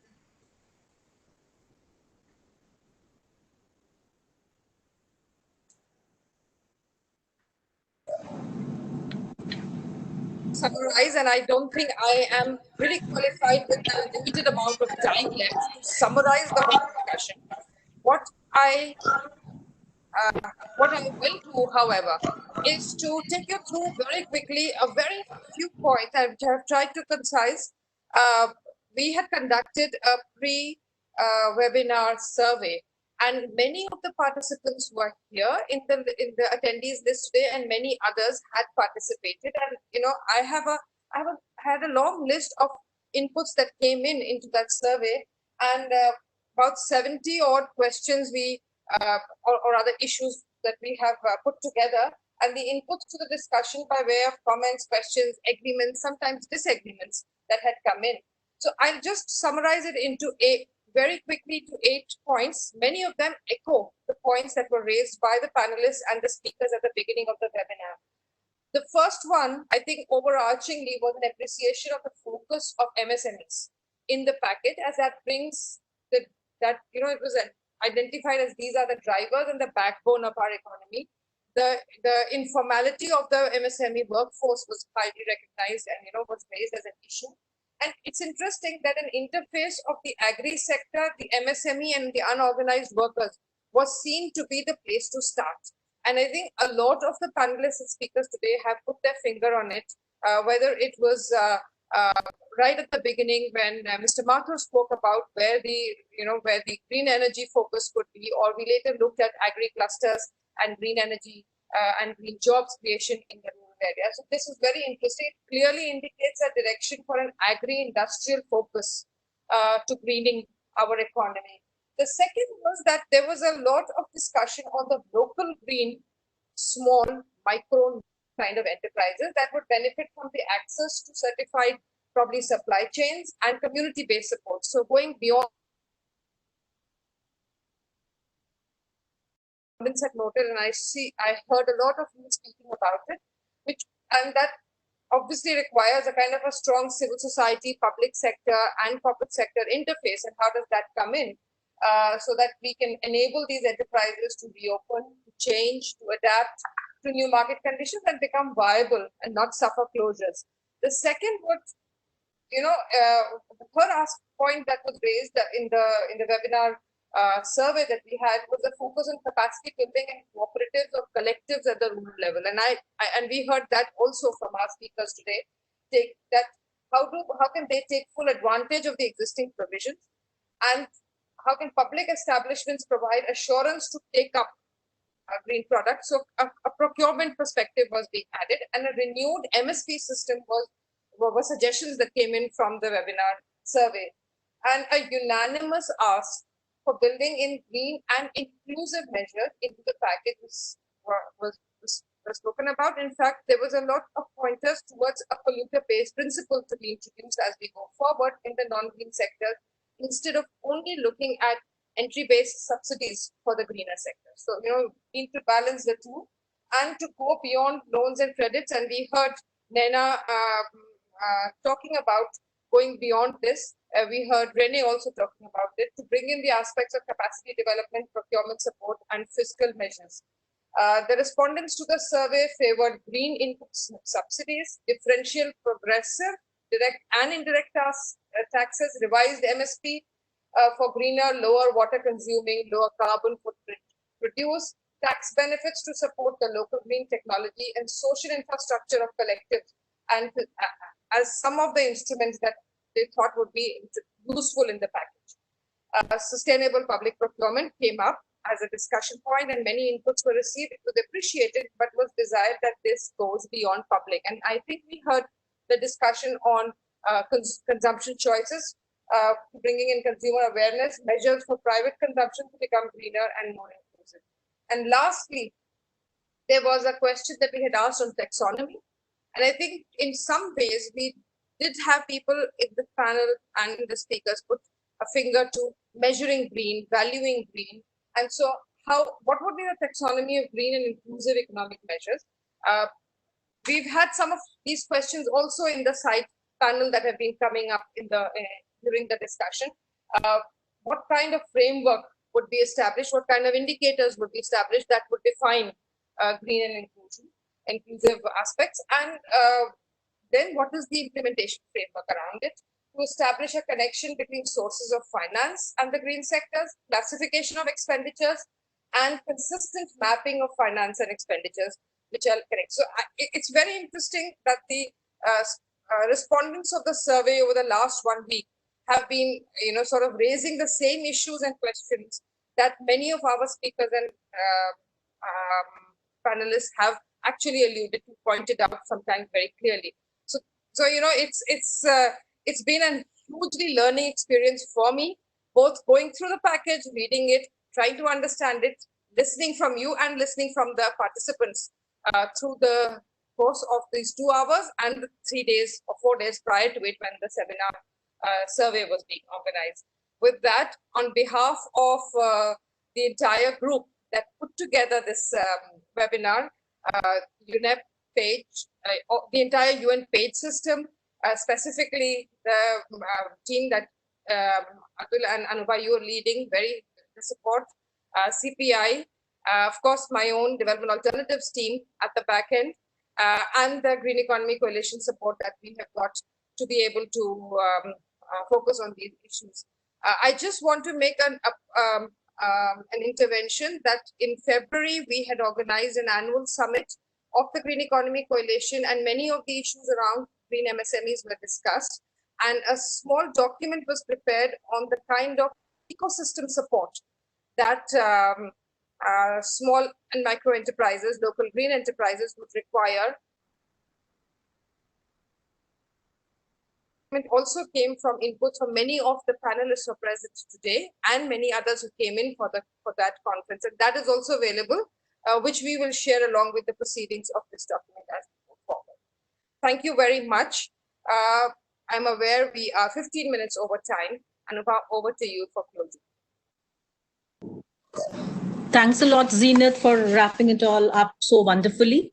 So I thank each of the panelists, each of the speakers, and also the audience, very participative audience, although we couldn't answer all the questions, but then we have taken note of those, and we'll be addressing them in the final document.